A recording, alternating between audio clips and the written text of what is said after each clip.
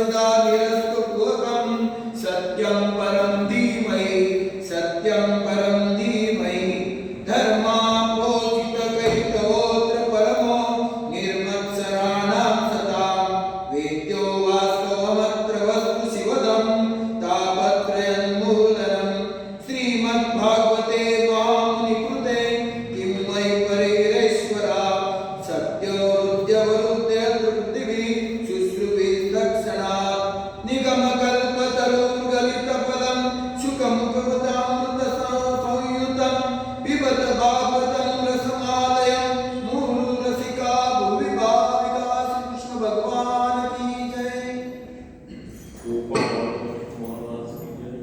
श्री कृष्ण गोविंद हरे मुरारे हे नाथ नारायण वासुदेव श्री कृष्ण गोविंद हरे मुरारे हे नाथ नारायण वासुदेव श्री कृष्ण गोविंद हरे मुरारे हे नाथ नारायण वासुदेव श्री कृष्ण गोविंद हरे मुरारे हे नाथ नारायण वासुदेव श्री कृष्ण गोविंद हरे मुरारे हे नाथ नारायण वासुदेव हे नाथ नारायण वासुदेव हे नाथ नारायण वासुदेव। श्री कृष्ण भगवान की जय। राधा कृष्ण भगवान की जय। श्री गुरुदेव अवधूत चिंतन श्री गुरुदेव दत्त। नमस्कार. आपण पहिल्यांदी भगवंताची प्रार्थना करूया आणि आपल्या आजच्या या व्याख्यानाला सुरुवात करूया. ओम नमो भगवते वासुदेवाय. वसुदेवसुतं देवं कंसचाणूरमर्दनं देवकी परमानन्दं कृष्णं वन्दे जगद्गुरुं. कृष्णाय वासुदेवाय हरे परमात्मने प्रणतक्लेशनाशाय गोविन्दाय नमो नमः. शान्ताकारं भुजगशयनं पद्मनाभं सुरेशं विश्वाधारं गगनसदृशं मेघवर्णं शुभाङ्गं लक्ष्मीकान्तं कमलनयनं योगिवेद्यागम्यं वन्दे विष्णुं भवभयहरं सर्वलोकैकनाथं. सच्चिदानन्दरूपाय विश्वोत्पत्त्यादिहेतवे तापत्रयविनाशाय श्रीकृष्णाय वयं नमः. भगवान श्रीकृष्णाला सादर वंदन करून आपण आजच्या या तिसऱ्या व्याख्यानाला सुरुवात करू. कालच्या याच्यामध्ये काय झालं होतं थोडक्यात एक 2 मिनिटांमध्ये आढावा घेतो मी आणि मग आजच्या याला आपण सुरुवात करू. काल आपलं दुसरं व्याख्यान होतं आणि त्याच्यामध्ये पद्मपुराणामध्ये जे काही भागवत महात्म्य सांगितलेलं आहे 6 अध्यायांमध्ये त्यातला शेवटचा जो भाग उरलेला होता तो म्हणजे आत्मदेव आणि धुंदुलीची कथा. ती कथा आपण आपल्या व्याख्यानाच्या सुरुवातीला पाहिली आणि या बंदुकारीला कशी मुक्ती मिळाली, त्याला घ्यायला विमान कसं आलं आणि विमान म्हणजे मी म्हणजे नाही आणि मान म्हणजे अभिमान किंवा अहंकार. तर हा विमानाचा अर्थ पण आपण कालच्या याला बघितला आणि ज्या 7 गाठी आहेत या 7 गाठींच्या बांबूमध्ये तो जाऊन बसलेला होता बंदुकारी. तर या 7 गाठी म्हणजे आपल्या प्रपंचातल्या गोष्टी आहेत. त्यामध्ये स्त्री, पुत्र, व्यवसाय, द्रव्य, कुटुंब, मालमत्ता आणि आपलं गाव या सगळ्याविषयी आपल्याला प्रेम असतं आणि या गाठी सुटल्याशिवाय परमेश्वराची भेट ही होऊ शकत नाही. हे आपण कालच्या याला बघितलं. त्यानंतर आपण चांगला श्रोता करून तर त्याची वैशिष्ट्य काय ती आपण बघितली. त्याच्यामध्ये श्रोत्यामध्ये काय पाहिजे तर श्रद्धा पाहिजे, जिज्ञासा पाहिजे आणि तो निर्मत्सर असावा. कुणाविषयी द्वेष किंवा असूया त्याच्या मनामध्ये असू नये अशा प्रकारची एक गोष्ट आपण बघितली. त्यानंतर मी आद्य शंकराचार्यांची एक छोटीशी गोष्ट सांगितली की ज्याच्यामध्ये त्यांना नारद सरोवरामध्ये आंघोळ करत असताना की नरनारायणांचं दर्शन झालं आणि या नरनारायणांनी त्यांना त्यांची मूर्ती ही सापडेल असं सांगितलं आणि मग त्या नारायणाचं त्यांनी बद्री केदार तिथे स्थापना केली. अशा प्रकारची गोष्टही मी तुम्हाला सांगितली. त्यानंतर 24 अवतारांची नावं ही पहिल्या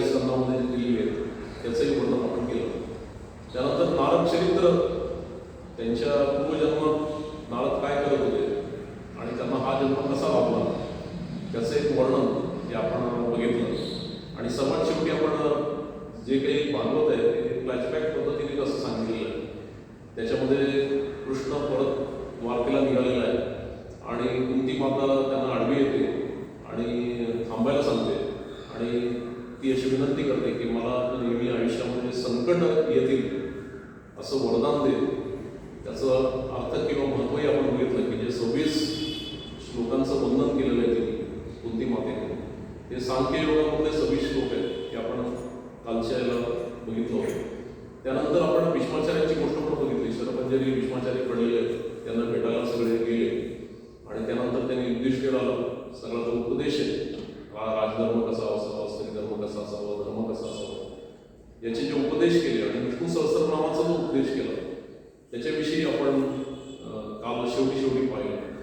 तर हे विष्णू सहस्त्रनाम आणि शिवमहिम्न स्तोत्र ही 2 स्तोत्र ही फार महत्त्वाची आहेत आणि त्याचं जर आपण पारायण करत राहिलो तर आपली मुक्तीच्या दिशेने वाटचाल चालू होते. इथपर्यंत आपण काल संध्याकाळपर्यंत येऊन पोचलेलो. आज आता आपल्याला तिसऱ्या भागामध्ये वेगळी अशी चर्चा करायची. आपलं महात्म्य संपलेलं पहिल्या अध्यायातला काही भाग हा पहिल्या स्कंदातला काही भाग आपण घेतलेला आहे. आता पहिला स्कंद आणि दुसरा स्कंद मिळून काही ज्या गोष्टी आहेत त्या आपल्याला आजच्या याला बघायच्या आहेत. आता आपल्याला हे सगळ्यांना माहिती आहे की आपली जी काही पुराणं आहेत ही पुराणं ही संवादरूपी आहे. म्हणजे आता पूर्वीच्या काळी कसं होतं की शिष्याने काही प्रश्न विचारायचे आणि गुरुने त्याची उत्तरं द्यायची. अशा प्रकारची जी काही आपली परंपरा आहे त्या परंपरेमध्ये काही प्रश्न आणि त्याची दिलेली उत्तरं या पद्धतीने संवादरूपी सगळी जी पुस्तकं आहेत ही पुस्तकं पुराणं ही आहेत. आणि या प्रत्येक ठिकाणी आपल्याला बरेच ठिकाणी एक 5-6 पुराणांचा अपवाद सोडला तर बाकीच्या सगळ्या ठिकाणी आपल्याला सूत आणि शौनक यांचा संवाद हा झाला असं नेहमी वाचायला मिळतं. आता हे सूत आणि शौनक म्हणजे नेमकी कोण असा प्रश्न आपल्या मनामध्ये कदाचित येऊ शकतो. तर मला असं वाटतं सगळ्याच पुराणांमध्ये त्यांचा उल्लेख आहे. ही काही एकच व्यक्ती नसावी, म्हणजे एकच सूत शेवटपर्यंत आहे असं नाही किंवा एकच शौनक मुनी शेवटपर्यंत आहे असं पण नाही. शौनक म्हणजे आपण आता आपल्या विद्यापीठामध्ये पुणे विद्यापीठात गेलो, शिवाजी विद्यापीठात गेलो किंवा कोणत्याही विद्यापीठात गेलो तर तिकडे एक वाईस चान्सलर असतो, त्याला आपण कुलगुरू असा शब्द वापरतो आणि राज्यपालांना आपण कुलपती असा शब्द वापरतो. तर हे वाईस चान्सलर असं ते नेहमी बदलते असतं. आज हा वाईस चान्सलर आहे म्हणजे तो आहे, पण त्याचं पद मात्र कायम राहतं. कुलगुरू पद जे आहे ते मात्र कायम राहतं. तसं कदाचित हे सुद्धा असावं. आणि हे शौनक जे आहे तर शौनक या शब्दाचा अर्थ मी जो शोधला त्याच्यानुसार 10,000 शिष्य या आश्रमामध्ये शिक्षण घेतात. 10,000 तुम्ही विचार करा, म्हणजे एखाद्या छोट्या विद्यापीठात हे झालं हे 10,000 शिष्य ज्यांच्या आश्रमामध्ये शिक्षण घेतात त्यांना शौनक अशी पदवी देण्याची त्या काळामध्ये प्रथा होती. आणि हे सगळे जे आहेत हे सूत आणि शौनक आहेत. आणि ही सगळी पुराणं कधी निर्माण झाली किंवा कशी हे झाली आता आपल्याला माहिती. आपण सगळेजण म्हणजे परत काही वेळा उल्लेख येतो, काही लोकांना जो वाईट वाटेल. आपण आपलं मनोरंजनाचं साधन काय सध्या तर संध्याकाळी आपण टीव्ही लावायचं आणि कुठल्या तरी मालिका ज्या चालल्या असतील त्या बघायचं. आता दिवसभर माणूस काम करून थकलेला आहे, मग त्याला त्या प्राईम टाईम असं म्हणतात. त्या प्राईम टाईमच्या वेळेला काहीतरी त्याला बघावंसं वाटतं आणि तो बघत असतो. पूर्वीच्या काळी कर्मकांडाला जास्त महत्व होतं, यज्ञांना जास्त महत्व होतं. आणि हे यज्ञ सत्र आणि यज्ञ या दोन्हीमध्ये फरक आहे. सत्र म्हणजे जे हजारो वर्ष चालतं कंटिन्यूली, म्हणजे तिथं सातत्याने यज्ञ होत राहतो त्याला सत्र असं म्हणतात. आणि यज्ञ म्हणजे एका दिवसामध्ये जे संपतं त्याला आपण यज्ञ असं शब्द वापरतो. तर एक ब्रह्मसत्र चालू होतं, म्हणजे 1000 वर्ष चालणारा यज्ञ चालू होतं. आणि या यज्ञामध्ये यज्ञाच्या वेळेला काय व्हायचं, दिवसभर ते सगळे वेगवेगळी कुंड मांडलेले त्याच्यामध्ये हवन होते आणि परमेश्वराचं चिंतन होते, या सगळ्या गोष्टी व्हायच्या. आणि मग संध्याकाळच्या वेळेला सगळे लोक सूर्यास्त झाल्यानंतर काही काम नसायचं, सगळे लोक रिलॅक्स असायचे, ऋषीमुनी जे असायचे ते रिलॅक्स असायचे. असं 88,000 ऋषींचं यज्ञ हा नैमिषारण्यामध्ये चालू होतं. आता नैमिषारण्य म्हणजे काय? तर अनिमिष आणि निमिष असे दोन शब्द आहेत. अनिमिष याचा अर्थ पापण्या न झाकणारा. तर परमेश्वराला उद्देशून अनिमिष असा शब्द वापरला जातो की परमेश्वर कधी झोपत नाही, तो सदैव जागा असतो, त्याचे डोळे काय उघडे असतात, सगळं उघड्या डोळ्यांनी सगळीकडे बघत असतो, म्हणून तर अनिमिष. आणि निमिष याचा अर्थ काय? आपण दुसरा अर्थ जर बघितला निमिष शब्दाचा तर एक क्षण असा त्याचा अर्थ होतो. आणि निमिषचा अर्थ आणखी एक असा आहे की रथाचं चाक. आता पूर्वीच्या काळी जेव्हा जसं कलियुग येत गेलं तसं जग आणि तप अजूनही असं म्हटलं जातं. नर्मदेचं आत्ताच एकाने मला नर्मदा परिक्रमाचं एक पत्रक दिलं आणि त्यांनी सांगितलं की आमची साईनाथ तीर्थयात्रा कंपनी जी आहे नेपाळची ही एक जानेवारी महिन्यामध्ये नर्मदा परिक्रमा करणार आहे आणि त्याचे हे माहितीपत्रक आहे. तर मी नुकतंच मागच्या महिन्यामध्ये नर्मदेपाशी जाऊन आलो, नारेश्वर आणि देवळेश्वर. तर तिकडे त्यांनी मला असं सांगितलं तिथल्या लोकांनी की या नर्मदेच्या काठी अजूनही अनेक संत महात्मे हे तपश्चर्या करत बसलेले आहेत. ते आपल्या डोळ्याला दिसत नाही, आपल्या मानवी डोळ्याला ते दिसत नाही, तर ते तिथे तपश्चर्या करतायत असं मला तिथल्या बऱ्याच लोकांनी, स्थानिक लोकांनी सांगितलं. आता हे खरं आहे का खोटे आपण विज्ञानाच्या दृष्टिकोनातून बघायला गेलो तर त्या एवढी आवडतं. तर तो नैमिष, तर ते जे ऋषी होते ते एकदा ब्रह्मदेवाकडे गेले आणि ते म्हणाले आम्हाला पृथ्वी तलावावर कुठली अशी जागा नाही आहे की जिथं बसून आम्ही आपलं जप तप करू शकतो किंवा यज्ञ करू शकतो, अशी कुठलीच जागा नाही. तर परमेश्वराने असं सांगितलं की हे चक्र घ्या तुम्ही आणि हे चक्र फिरत राहील, जे तिथं थांबेल ते तिथे तुम्ही तप करायला काही हरकत नाही. आणि मग ते चक्र घेऊन ते ऋषी आले, ते चक्र फिरत राहिलं. ते ज्या ठिकाणी थांबलं ती जागा आता लखनौ जी आहे त्या लखनौच्या जवळ ती जागा आहे, त्याला नैमिषारण्य असं म्हणतात. तर त्या निमिष तिथं त्याचे गळून पडलं, त्याचे जे काही फिरणारी गोष्ट होती आणि ते चक्र तिथं स्थिर झालं. माणसाचं हे आता आपण त्याच्याकडे आपण रूपकात्मक दृष्टीने बघायचं. माणसाचं मन जिथं स्थिर होतं तिथे खऱ्या अर्थाने यज्ञ होतं. हे विचार चक्र असं गृहीत धरा तुम्ही. हे विचार चक्र जिथं थांबेल तिथं माणूस खऱ्या अर्थाने या परमेश्वराचं चिंतन करायला लागेल. जोपर्यंत आपल्या मनामध्ये विविध विचारांचं काऊर आहे, जोपर्यंत आपण एका ठिकाणी आपलं मन एकाग्र करू शकत नाही, तोपर्यंत आपल्याला ईश्वराचं, भगवंताचं चिंतन हे मनापासून करता येणार नाही. म्हणजे आपण एका हाताने माळ ओढत असू जपमाळ, पण आपलं लक्ष स्वयंपाकात कसला वास येतोय, इकडे काय होतंय, बाहेर कसला आवाज आला किंवा टीव्हीवर बाहेर काय चालू आहे, याच्याकडं असण्याची शक्यता आहे. जेव्हा आपण निर्विचार होऊ, स्थिर होऊ, त्यावेळेलाच आपल्याला भगवंताचं नामयज्ञ करता येईल. म्हणून ती अशी जागा आहे की तिथं विचाराचं, मनाचं चक्र थांबलंय आणि तिथे मग ही ऋषींना जागा दिली. मग हे नैमिषारण्यामध्ये संध्याकाळच्या वेळेला हे यज्ञ करायचे. यज्ञ झाल्यानंतर आता करायचं काय? मग तिथे सूत नावाची एक जमात होती. आता सूतपुत्र कर्णाला म्हणतात. आपल्याला सगळ्यांना माहिती आहे, आपल्यापैकी महाभारत बऱ्याच लोकांनी ऐकलेलं आहे, पाहिलेलं आहे, टीव्हीवर पण पाहिलेलं आहे. तर कर्णाचा सूतपुत्र म्हणून अपमान द्रौपदीने केला होता अशी कथाही आपण ऐकतो. तर ती प्रत्यक्षात आहे तरी महाभारतामध्ये मला पण म्हणतो. तर हे सूत जे आहे, हे सूत याचा अर्थ पुराणांमध्ये जो दिलाय तो म्हणजे ब्राह्मण महिला किंवा ब्राह्मण कन्या आणि क्षत्रिय पुरुष या दोघांपासून जो जन्म आला त्याला सूत असं म्हणायची तेव्हा पद्धत होती. आणि ब्राह्मण आणि क्षत्रिय असा विवाह झाल्यामुळे वर्णाश्रम धर्म अगदी पक्का होता. असा जर विवाह झाला तर त्या मुलाला सूत असं म्हटलं जायचं. पण हे सूत फार विद्वान असे असायचे. त्यांचा सगळा अभ्यास असायचा, वेगवेगळे राजे, त्यांचे चरित्र, त्यांचा अभ्यास असायचा.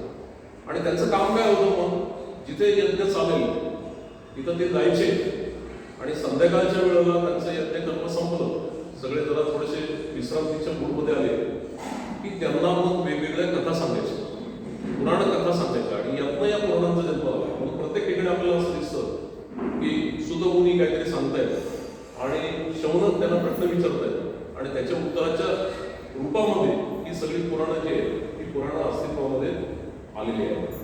आता ऍक्च्युली व्यासाने सुद्धा ही जी पुराणं आहेत की त्यांचं लोमहर्षण, काही ठिकाणी त्याला लोमहर्षण असा पण शब्द वापरला, पण मूळ भागवतामध्ये त्याला लोमहर्षण असा शब्द वापरला आहे.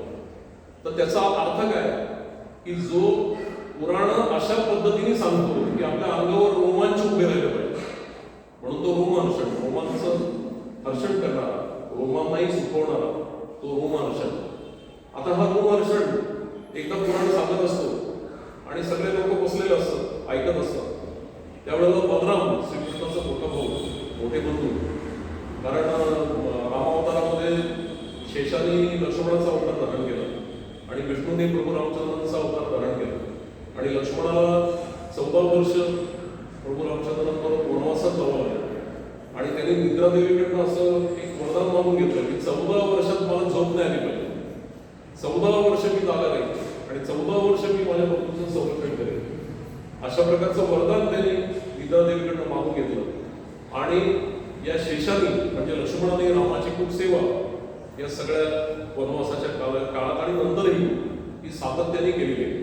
आणि तेव्हा त्याच्या बायकोला असं वरदान मिळालं की 14 वर्ष तू झोपून राहशील, असं वरदान निद्रादेवीने दिलं. म्हणजे हा 14 वर्ष इकडे जागा होता, ती 14 वर्ष तिकडे उर्मीला झोपलेली होती, असं वर्णन हे वाचलेलं मला आठवतंय. तर हा जो रोमहर्षण होता, हा रोमहर्षण तिथं बसलेला आहे आणि बलराम हा शेषाचा अवतार आहे. आणि त्यांनी जेव्हा परत अवतार घ्यायचं आपल्याला असं विष्णूने सांगितलं, तेव्हा ते म्हणे की आता तुझा लहान भाऊ नाही म्हणा, फार कट्ट झालं मला तेव्हा, आता मला तुझा मोठा भाऊ म्हणून घेत असेल तर तू मला या जन्मामध्ये अवतारामध्ये घे. मग भगवान विष्णू हो म्हणाले आणि मग बलरामाच्या रूपाने शेषाने जन्म घेतला आणि कृष्णाच्या रूपाने विष्णूने जन्म घेतला, अशी ती कथा आहे. त्यामुळे बलराम हा हलधर आहे, तो कृष्णाचा मोठा भाऊ आहे. तर तो तिथे ते पुराण सांगत होते तिथं आला आणि त्यांनी बघितलं की हा सुत पुत्र आहे, हा सूत आहे रोमहर्षण, आणि हा उच्चासनावर बसलाय आणि बाकीचे सगळे ऋषीमुनी जे विद्वान लोक आहेत ते सगळे खाली बसलेले आहेत आणि त्यांना हा पुराण सांगतो आहे. आणि बलराम आल्यानंतर आता तो श्रीकृष्णाचा मोठा भाऊ आहे, सगळे ऋषीमुनी उठून उभे राहिले, पण आता हा व्यासपीठावर बसलेला आहे, तो काही उठून उभा राहिला नाही. मग बलरामाला राग आला आणि त्यांनी त्याचा वध करून टाकला त्या रोमहर्षणाचा तिथे. मग बाकीचे लोक ऋषीमुनी त्याला म्हणाले की तू ही ब्रह्महत्या केलीस. तो म्हणे ही ब्रह्महत्या कुठं, आता सुद्धा पुत्र आहे म्हणे. नाही म्हणे, हा पुराण सांगतोय त्या व्यासपीठावर जो बसलेला आहे त्यामुळे तो ब्राह्मणच आहे, तो ब्रह्मच आहे आणि त्याची तू हत्या केली, त्याचं प्रायश्चित्त तुला घ्यावं लागेल. मग बलरामाने त्यामुळे तीर्थयात्रा केली. आपल्याला माहिती आहे की युद्धाच्या वेळेला, महाभारताच्या युद्धाच्या वेळेला बलराम निघून गेलेला होता. त्याचं एक कारण हेही होतं की तीर्थयात्रा करण्यासाठी, प्रायश्चित्त करण्यासाठी म्हणून बलराम हा बाहेर निघून गेलेला होता. तर बलरामाने मग त्याचा जो मुलगा होता, मला वाटतं उग्रश्रव, या उग्रश्रवाला आशीर्वाद दिला की तू आता इथून पुढे पुराण सांगशील. तर त्याचा जो रोमहर्षणाचा वध जो केला त्याने, तो आषाढी द्वादशीच्या दिवशी केला बलरामाने. म्हणून द्वादशीला पुराण सांगायचं नाही, अशा प्रकारची एक प्रथा ही तेव्हापासून सुरू झाली. ही रोमहर्षणाची म्हणजे सूत आणि शौनक यांचा संवाद हा आपल्याला सगळीकडे सापडतो. याच्याविषयी तुम्हाला थोडीशी माहिती ही दिली. आणि नैमिषारण्यामध्ये ही जी सगळी गोष्ट आहे ती सूत शौनकाला सांगत होतं. आता सूत शौनकाला काय सांगत होतं, तर त्यांनी जे आधी ऐकलं होतं, म्हणजे आधी जेव्हा शुकमुनींनी परीक्षित राजाला सांगितलं हे महाभागवत किंवा श्रीमद भागवत, तर ते त्या सुताने ऐकलं होतं आणि ते लक्षात ठेवून तो या नैमिषारण्यामध्ये या लोकांना सांगत होता की मी हे असं ऐकलेलं आहे. आणि मग ती श्रीमद भागवताची कथा ही त्यानंतर प्रत्यक्षामध्ये अस्तित्वामध्ये आली. मग आता हे जे पहिले वक्ते आणि श्रोते होते ते म्हणजे शुक आणि परीक्षित, मग हे नेमके कोण होते याचं वर्णन दुसऱ्या स्कंदामध्ये हे आलेलं आहे. तर ते आपण आजच्या भागामध्ये सुरुवातीला हे बघणार आहोत.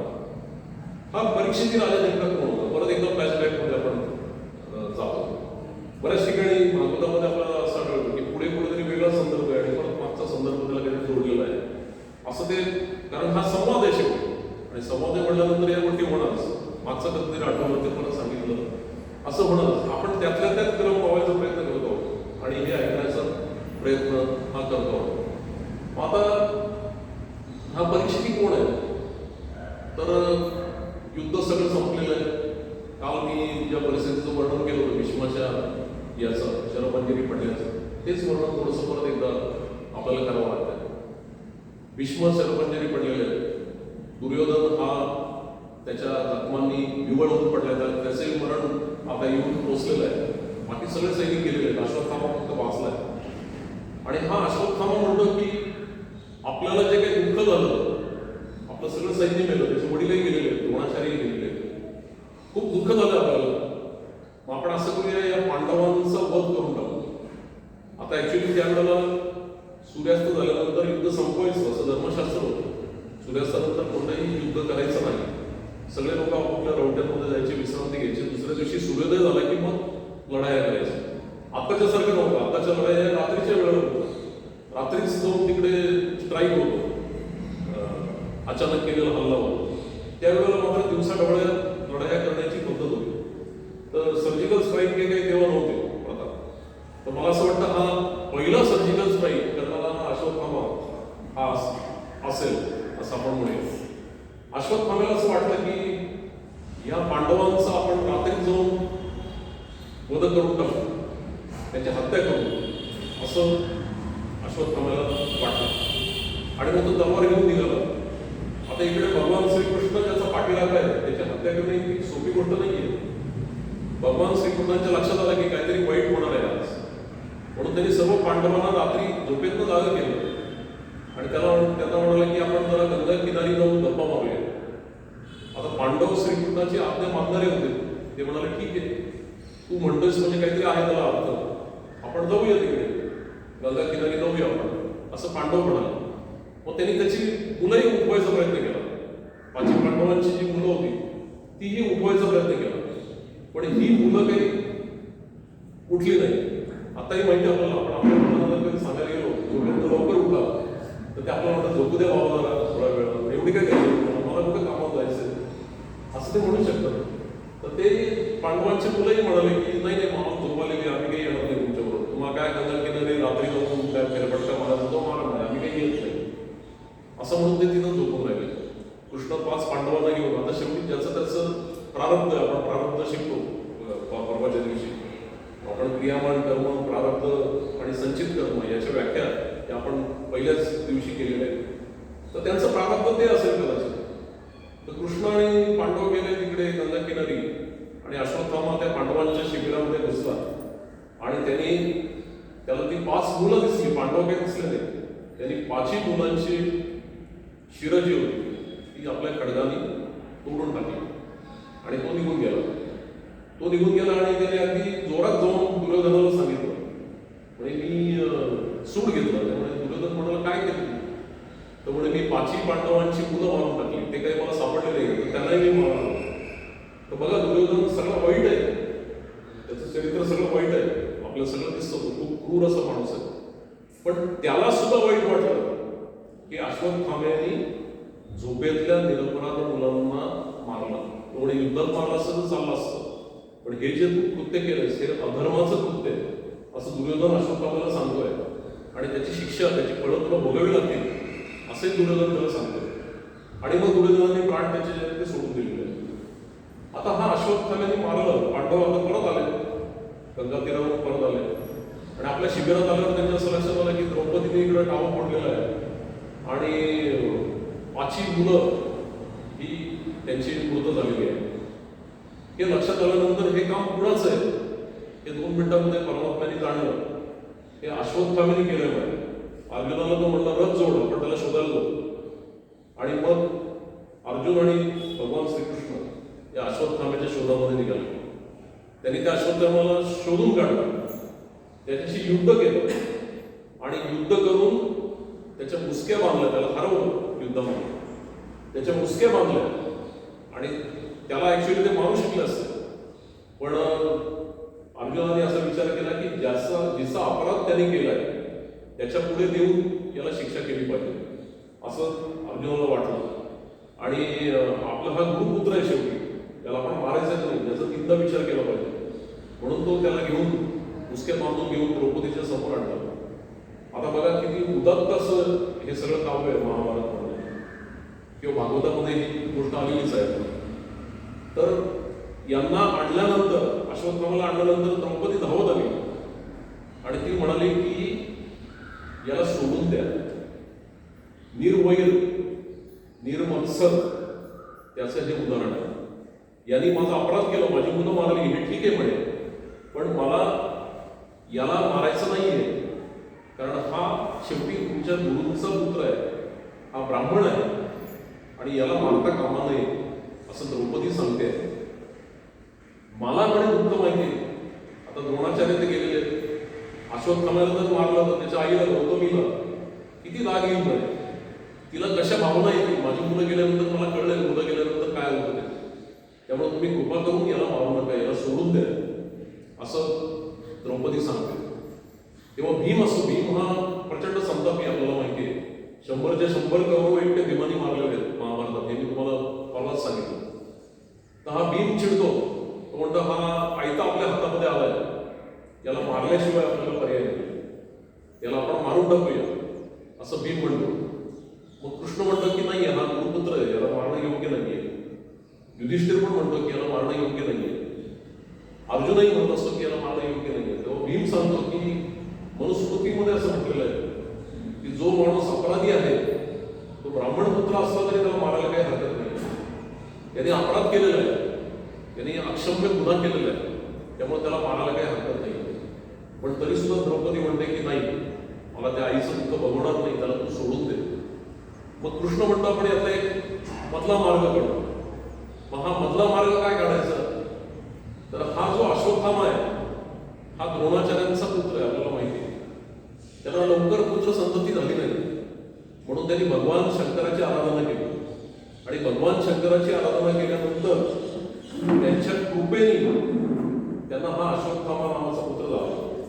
आणि त्याला जन्मताच त्याच्या डोक्यावर एक मणी होता, कपाळावर त्याच्या मणी होता आणि त्या मण्यासहित जन्माला आला. आता या मण्याचा उपयोग काय होता, तर हा मणी ज्याच्या डोक्यावर असेल त्या माणसाला, म्हणजे तो जो कोणी आहे त्याला, माणूस सोडून बाकीचे सगळे जे प्राणी आहेत, पशु आहेत, त्यांच्यावर सहज विजय मिळवता येईल, त्यांना सहज काबूत करता येईल. अशा प्रकारे त्या मण्याचं एक वैशिष्ट्य होतं.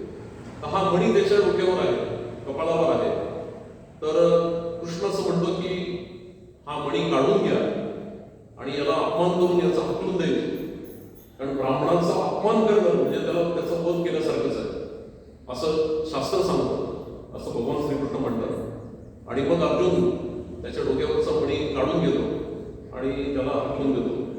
आपल्याला माहिती आहे की अश्वत्थामा हा चिरंजीव आहे, अमर आहे आणि त्याच्या डोक्यावरती बळबळती रक्कम आहे आणि तो अजूनही लोकांना तेल मागं थंडत असतो. नर्मदेच्या किनारी जे लोक हे करतात, परिक्रमा करतात, त्यातल्या अनेक लोकांना तो दर्शन अजूनही देतो असं म्हटलं जातं. आणि तो तेल मागत सगळीकडे फिरताना आपल्याला दिसत असतो. तर अशा प्रकारे अश्वत्थामा तिथून गेला. पण हा अश्वत्थामा सुद्धा किती कपटी आहे, किती वाईट विचाराचा आहे. बघा, एवढं सगळं त्या द्रौपदीने केलं, त्याने गुन्हा केलेला असताना सुद्धा त्याला माफ केलं, तरी त्याच्या डोक्यातलं सूडाचं चक्र काही थांबलेलं नाही. सूड घ्यायची इच्छा काही त्याची संपलेली नाही.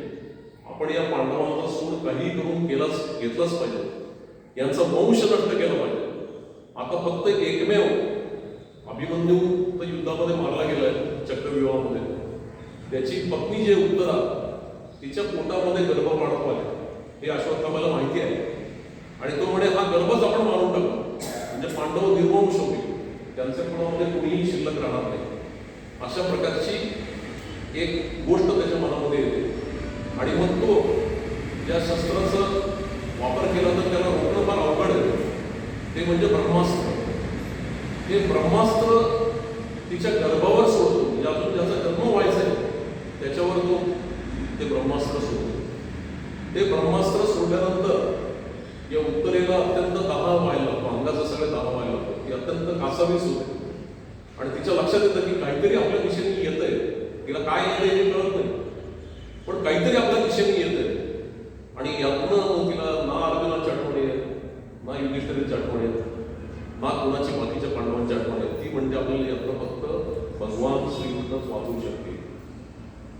धावा करते, त्यांच्याकडे पळत पळत येते आणि म्हणते की काहीतरी भयानक अरिष्ट येते, माझ्या पोटामध्ये गर्भ आहे अभिमन्यूचा आणि याच्या दिशेने काहीतरी येत आहे.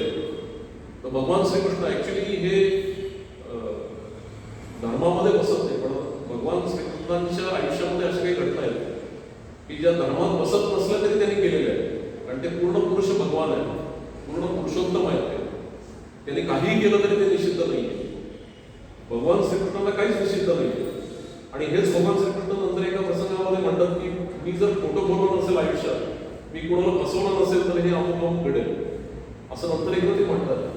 म्हणजे तुम्ही विचार करा की भगवान श्रीकृष्ण किती वेळा खोटं बोलले आपल्याला पण माहिती. नरो वा कुंजरो वा द्रोणाचार्यांना मारताना ते म्हणाले, मुचकुंद ऋषींच्या आश्रमामध्ये जाऊन त्यांनी त्यांचा शेला त्यांच्या अंगावर टाकून त्या कालयवनाचा नाश केलेला आहे, ते आपल्याला माहिती आहे.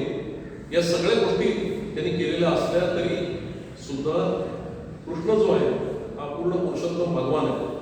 त्यांनी मग धोका पत्करला आणि त्यांनी तिच्या गर्भामध्ये प्रवेश केला, उत्तरेच्या गर्भामध्ये प्रवेश केला आणि गर्भामध्ये प्रवेश करून एक गदाधारी असं रूप धारण केलं त्यांनी आणि तिच्या गर्भाच्या चारी बाजूंनी तो फिरत राहिला आणि त्याचं रक्षण त्यांनी गर्भामध्ये केलं.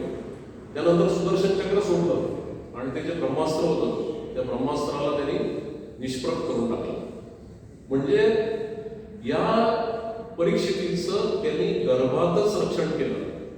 आणि परीक्षितीला जेव्हा जन्म झाला तेव्हा आठवत होतं की कुणीतरी एक चतुर्भुज स्वरूपातली मूर्ती आपल्या आईच्या गर्भामध्ये प्रकट झालेली होती आणि तिच्या हातामध्ये गदा होती आणि ही गदा घेऊन तो आपल्या भोवती फिरत होता आणि आपलं रक्षण करत होता.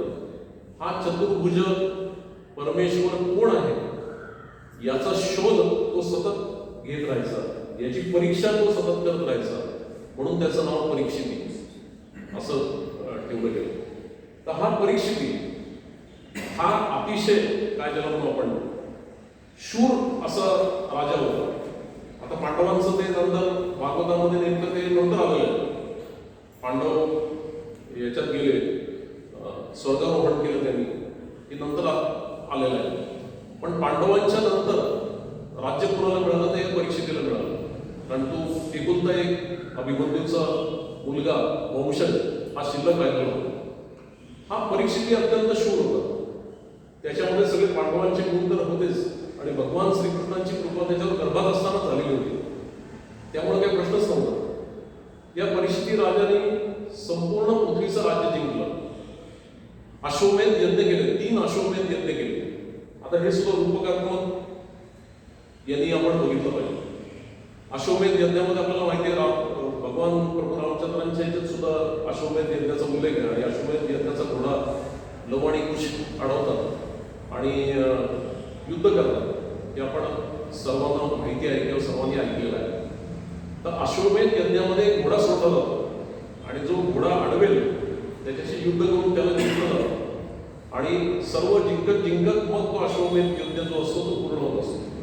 तर या परीक्षितीने 3 वेळा अश्वमेध केलेलं आणि या 3 वेळा अश्वमेध करून त्यांनी सर्व राजांचा पराभव केला होता आणि या पृथ्वीचं अख्ख्या राज्य या परीक्षितीने स्वतःच्या भागामध्ये घेतलं होतं. या पृथ्वीचा तो सम्राट झालेला होता. मग हे 3 अश्वमेध म्हणजे काय? आता ऍक्च्युली अश्व घोडा हे काम भावनेचं प्रतीक आहे असं म्हटलं जातं. म्हणजे सर्वात जास्त प्रबळ कामवासना असलेला जर कोणी प्राणी असेल तर तो घोडा आहे असं मानलं जातं.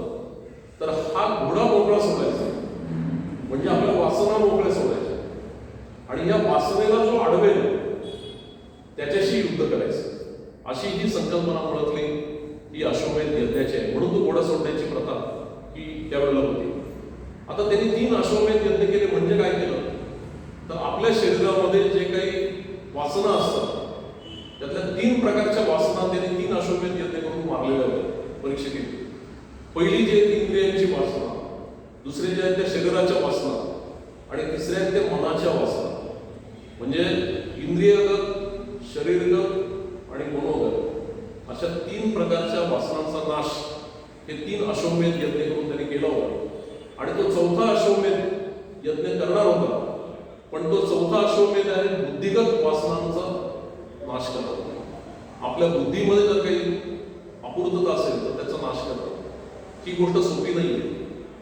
शरीर, इंद्रिय आणि मन याच्यावर कदाचित आपल्याला विजय मिळवता येईल, पण आपल्या बुद्धीमध्ये जे काही आहे त्याच्यावर विजय मिळवणं, त्या वासनांवर विजय मिळवणं ही काही सोपी गोष्ट अशी नाही आहे. आणि ती गोष्ट जर साध्य करायची असेल तर आपल्याला अत्यंत अधिकारी असलेला गुरु लागतो.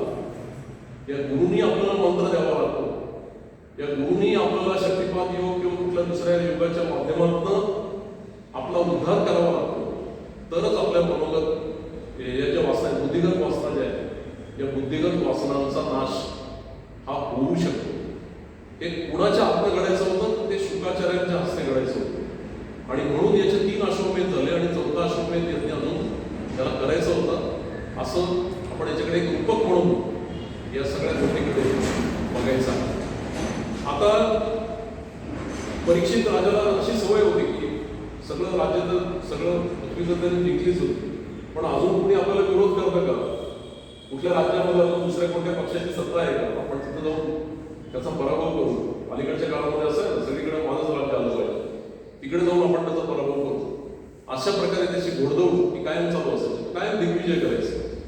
असंच दिग्विजय करत करत तो एका सरस्वती नदीच्या किनारी गेला. तिथे कलियुगाची गोष्ट सुरू होती. तो सरस्वती नदीच्या किनारी गेला. कलियुग सुरू होऊन 30 वर्ष झालेली होती. म्हणजे भगवान श्रीकृष्ण गोलोकात गेल्यानंतर, त्यांनी त्यांचं अवतार कार्य संपवल्यानंतर 30 वर्ष झालेली होती. आणि या 30 वर्षानंतर हा कली जो आहे हा हळूहळू पृथ्वी तलावर आपले पाय रोवायला लागलेला होता. हळूहळू आपला प्रभाव हा दाखवायला लागलेला होता. आणि मग अशा वेळेला हा दिग्विजय करायला निघालाय परीक्षेने. आणि त्याला एक असं चित्र दिसलं की एक गाय आहे आणि ती गाय ही रडते आहे आणि एक बैल आहे. त्या बैलाला फक्त एकच पाय आहे, त्याला 3 पाय नाही, त्याचे 3 पाय कापून टाकलेले आहेत. आणि तिथे काळा गंभीर असा माणूस उभा आहे शेजारी, अत्यंत घाणेरडे कपडे घालून तो उभा आहे. पण त्याच्या अंगावर राजचिन्ह आहे, म्हणजे डोक्यावर मुकुट आहे, त्यांनी राजदंड धारण केलेला आहे हातामध्ये. अशा प्रकारचा तो एक काळा कबिंद माणूस आहे असं त्याला दिसलं. आता ते दिसल्यानंतर त्यांनी विचारलं, की गाय जे आहे पृथ्वीचं रूप आहे, ती पृथ्वी आहे गाय म्हणजे, आणि हा बैल जो आहे हा धर्म आहे. या धर्माचे 3 पाय गेलेले, एकच पाय त्याचा शिल्लक आहे. आता हे 4 पाय म्हणजे काय हे सुद्धा इथे पण रूपक आहे. तर ऍक्च्युली हे सत्य, तप, पवित्रता आणि दया हे ते 4 पाय आहेत. सत्य, तप, पवित्रता आणि दया. आता मी तुम्हाला परवा 4 युग सांगितले. पहिलं सत्ययुग होतं, त्याच्यानंतर त्रेतायुग आलं, त्यानंतर द्वापार युग आलं, आणि द्वापार युग संपल्यानंतर मग कलियुग आलं. म्हणजे सत्य, त्रेता, द्वापार आणि कलियुग याप्रमाणे ही युग ही आली. आता जे आहे ते वैवस्वत म्हणून राज्य चालू आहे, सध्या जे चालू आहे. आता ते वैवस्वत कुठे आहे ते मलाही माहित नाही, पण ते आहे असं म्हणतात. तर सत्ययुगामध्ये सगळे 4ही पाय शिल्लक होते. म्हणजे सत्य पण होतं, तप पण होतं, पवित्रता पण होती आणि दया पण होती. सत्ययुगानंतर जेव्हा त्रेतायुग आलं तेव्हा सत्य गळून गेलं, सत्य संपलं आणि फक्त तप, पवित्रता आणि दया राहिली. त्यानंतर जेव्हा द्वापार युग आलं तेव्हा सत्यही गेलं आणि तपही गेलं. म्हणजे 2 गोष्टी या गळून पडल्या आणि फक्त शिल्लक राहिली पवित्रता आणि दया. आणि त्याच्यानंतर कलियुग आलं. कलियुगामध्ये सत्य पण संपलं, तप पण संपलं आणि पवित्रता पण संपली. थोडंफार काय शिल्लक राहिलं तर दया शिल्लक राहिली. म्हणजे या धर्माचा 4 अंग जे आहेत मी आता जे तुम्हाला सांगितले, सत्य, तप, पवित्रता आणि दया, यातले 3 अंग गळून पडलेले आणि कोणता अंग शिल्लक आहे? फक्त दया. म्हणजे त्या बैलाला फक्त एकच पाय शिल्लक आहे. याचा अर्थ काय? ते हे कलियुग आहे आणि या कलियुगामध्ये फक्त आता दया शिल्लक राहिली, बाकी कोणतीही गोष्ट शिल्लक राहिलेली नाहीये. पण या कलियुगाचं एक महत्वाचं वैशिष्ट्य आहे. बाकीच्या सगळ्या युगांमध्ये 1000 वर्षाची तपश्चर्या, 10,000 वर्ष तप केलं, अंजनी मातेने इतकी वर्ष तप केलं, 10,000 वर्ष तप केलं, तेव्हा हनुमंताचा जन्म झाला वगैरे या गोष्टी आपण वाचतो. किंवा नरसिंह अवतारानंतर आपण बघणार आहोत, त्यांनी सुद्धा 10,000 वर्ष तप केलं असं आपण वाचतो. म्हणजे पूर्वीच्या काळामध्ये मी तुम्हाला म्हटलं त्याप्रमाणे सत्ययुगामध्ये 1,00,000 वर्ष माणूस जगत होता.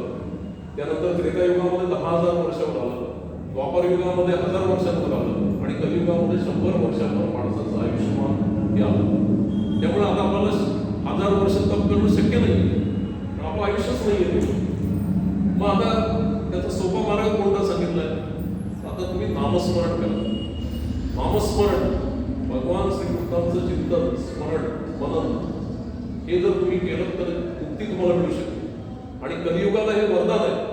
म्हणजे कलियुग जसं वाईट आहे तसं कलियुगाला हे वरदान आहे की फक्त नामस्मरणाने तुमची मुक्ती ही होऊ शकते. हे तुम्हाला नाम तप करण्याची गरज आहे. म्हणजे इव्हन आपल्या ज्ञानदेवांनी पण हरिपाठामध्ये म्हटलेलं आहे, फक्त नाम घेतलं तुम्ही, देवाच्या दारी उभा क्षण करी तेणे मुक्ती चारी साधी आहे. तुम्ही फक्त नामस्मरण जरी केलं तरी सुद्धा तुम्हाला मुक्ती ही मिळू शकते.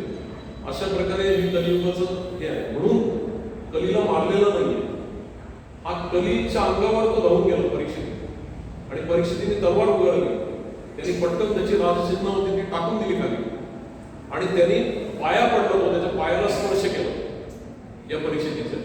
मी कालच तुम्हाला सांगितलं की आपण कोणालाही कधीही पायाला स्पर्श करू द्यायचा नाही, कारण जो माणूस आपल्या पायाला स्पर्श करतो त्याची पापं आपल्याकडे येतात आणि आपलं पुण्य त्याच्याकडे निघून जातं. त्यामुळे कोणाच्याही माणसाच्या, मी पणदवांचं उदाहरण दिलं, ते नेहमी सांगायचे कोणत्याही माणसाच्या पायाला हात लावून कधीही नमस्कार करायचा नाही, असं ते सांगायचे. म्हणजे आणि हे जे सत्पुरुष असतात ते कधी त्याच्या पायाला हात लावून देत नाही. या कली त्याच्या पाया पडला, त्याच्या पायाला स्पर्श केला त्यांनी आणि त्याच्या अंगामध्ये कली शिरला. त्याला कुठंतरी वाट पाहिजे होती. शरण आला. आता परीक्षित या मोठा राजा आहे. तो म्हणाला की शरणागताला अभय देणं माझं काम आहे. मी या वंशामधला आहे, कुरुवंशामधला आहे आणि मला त्याला शरण आलेल्या माणसाला माफ करणं हे भाग आहे. म्हणून या परीक्षितीने त्याला अभय दिला. ठीक आहे, तू म्हणे मी तुला जीवनदान देतो, तू जा इथून, पण माझ्या राज्यामध्ये तू राहायचं नाही, असं त्यांनी सांगितलं. तू कुठेही जाऊ शकत. मग कली हसला. कली म्हणाला, महाराज म्हणे सगळ्या पृथ्वीवर तर तुमचंच राज्य आहे. पृथ्वीवर अशी कोणतीच जागा नाही जिथं तुमचं राज्य नाहीये, परीक्षेचं राज्य नाहीये. तेव्हा तुम्ही मला पाठवणार कुठं? मला इथंच राहू द्या. मी दुसरीकडे पण जाऊ शकत नाही. मला तर तुम्ही जीवनात दिलेलं आहे. तेव्हा मग हाही विचारात पडला, परीक्षेतही विचारात पडला. पण ठीक आहे म्हणे, मी तुला 4 जागा देतो, तिथं जाऊन तू राहा. मी 4 जागा त्यांनी कोणत्या सांगितल्या? सगळ्या वाईट जागा आहेत. कली म्हणजे भांडण, कलह. जिथे कलह होतं अशा त्या 4 जागा त्यांनी त्याला दिल्या. त्यांनी कोणत्या 4 जागा सांगितल्या? तर पहिली म्हणजे द्यूत, जिथं जुगार चालतो तिथं जाऊन तो राहा. दुसरं म्हणजे मद्य, जिथे मदिरा प्राशन केलं जातं तिथे जाऊन तो राहा. नारी संघ, जिकडे नारी संघ केला जातो, व्यभिचारी कामं केली जातात, तिथं जाऊन तू राहा. आणि चौथं म्हणजे हिंसा, जिथे होते आहे तिथं जाऊन तू राहा. म्हणजे द्यूत, मद्य, नारी संघ आणि हिंसा या 4 ठिकाणी जाऊन तू राहा, असं त्यांनी सांगितलं. आता द्यूत म्हणजे तिथे असत्य आहे, सत्य नाही तिथे द्यूत. युद्धात काय कोणी सरळ जिंकत नाही. आपल्याला माहिती आहे, पांडवांना सुद्धा युद्धामध्ये कौरवांनी हरवलं. ते शकुनी मामाने ते फासे टाकले आणि ते जरासंधाच्या हाडांचे बनवले होते आणि ते घाबरायचे भीमाला, त्यामुळे ते उलटे पडायचे. ही स्टोरी आपल्याला महाभारतातली माहिती आहे. तर जिथं द्यूत चालतो तिथे असत्य असतं, जिथे मद्य असतं तिथं मध असतो.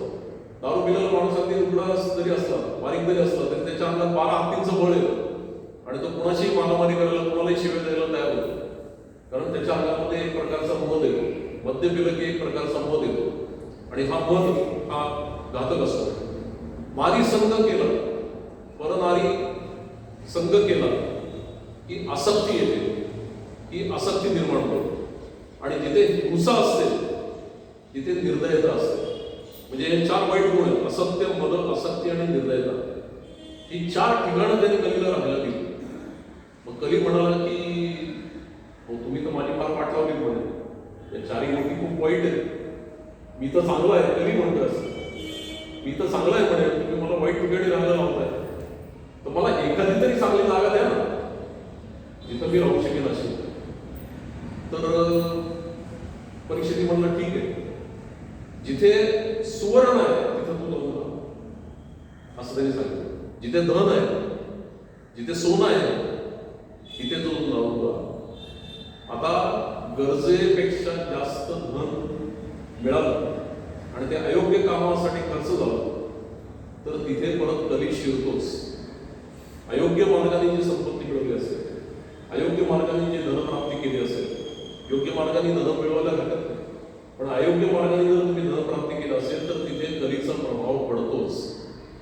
कली खुश झाला, हा राजा आता माझ्या तावडीत कधी ना कधी सापडणार आणि मी त्याचा सूड हा घेणार, असं कलीने त्याच्या मनाशी ठरवलं. अशुद्ध मार्गाने सोनं आलेलं आहे, त्याचं एक उदाहरण मग पुढे हे झालं. मग आता कली शरण आलेलं आहे, मग हे जे 3 पाय जे गळून पडलेले आहेत ते 3ही पाय त्यांनी परीक्षिती राजाने त्या बैलाला परत जोडून दिले आणि त्या 4 पायांवर तो बैल उभं राहिला. म्हणजे धर्म हा परत प्रतिष्ठापित केला या परीक्षिती राजाने. असा हा महान असा राजा होता. आता त्याच्या मनात सुद्धा कधी कसं शिरलं ते आपण बघूया. एकदा काय झालं, हा परीक्षिती आता तो धनसंपन्न तर खूप मोठा खजिना होता, सगळं राज्य त्याचंच होतं, सगळ्या सप्त द्वीपांकित जी पृथ्वी आहे त्या सगळ्यावर त्याचं राज्य होतं आणि हा जगाचा सम्राट होता. ते एकदा त्याला सहज वाटलं की आपल्या पूर्वजांनी आपल्यासाठी काय काय ठेवलं ते एकदा बघूया, आपण मागची कोणती संपत्ती आपल्याकडे आहे ते एकदा बघूया. म्हणून त्यांनी त्या खजिन्याचं नाव उघडायला सांगितलं आणि तो इथे शिरला. आता तुम्ही विचार करा, ते पद्मनाभ मंदिर आहे दक्षिणेमधलं, तिकडे त्या 5 तळघरं सापडली आणि त्या तळघरातल्या संपत्तीची अजूनही मोजदाद चालू आहे. म्हणजे त्याचं काउंटिंग अजून संपलेलं नाही अशी सिच्युएशन आहे. म्हणजे एका देवस्थानाकडे एवढी संपत्ती आहे तर या परीक्षितीकडे केवढी संपत्ती असेल त्याचा विचार तुम्ही करा. म्हणजे सगळ्या पृथ्वीचं राज्य ज्याच्याकडे आहे त्याच्याकडे किती संपत्ती असेल त्याचा विचार तुम्ही करा.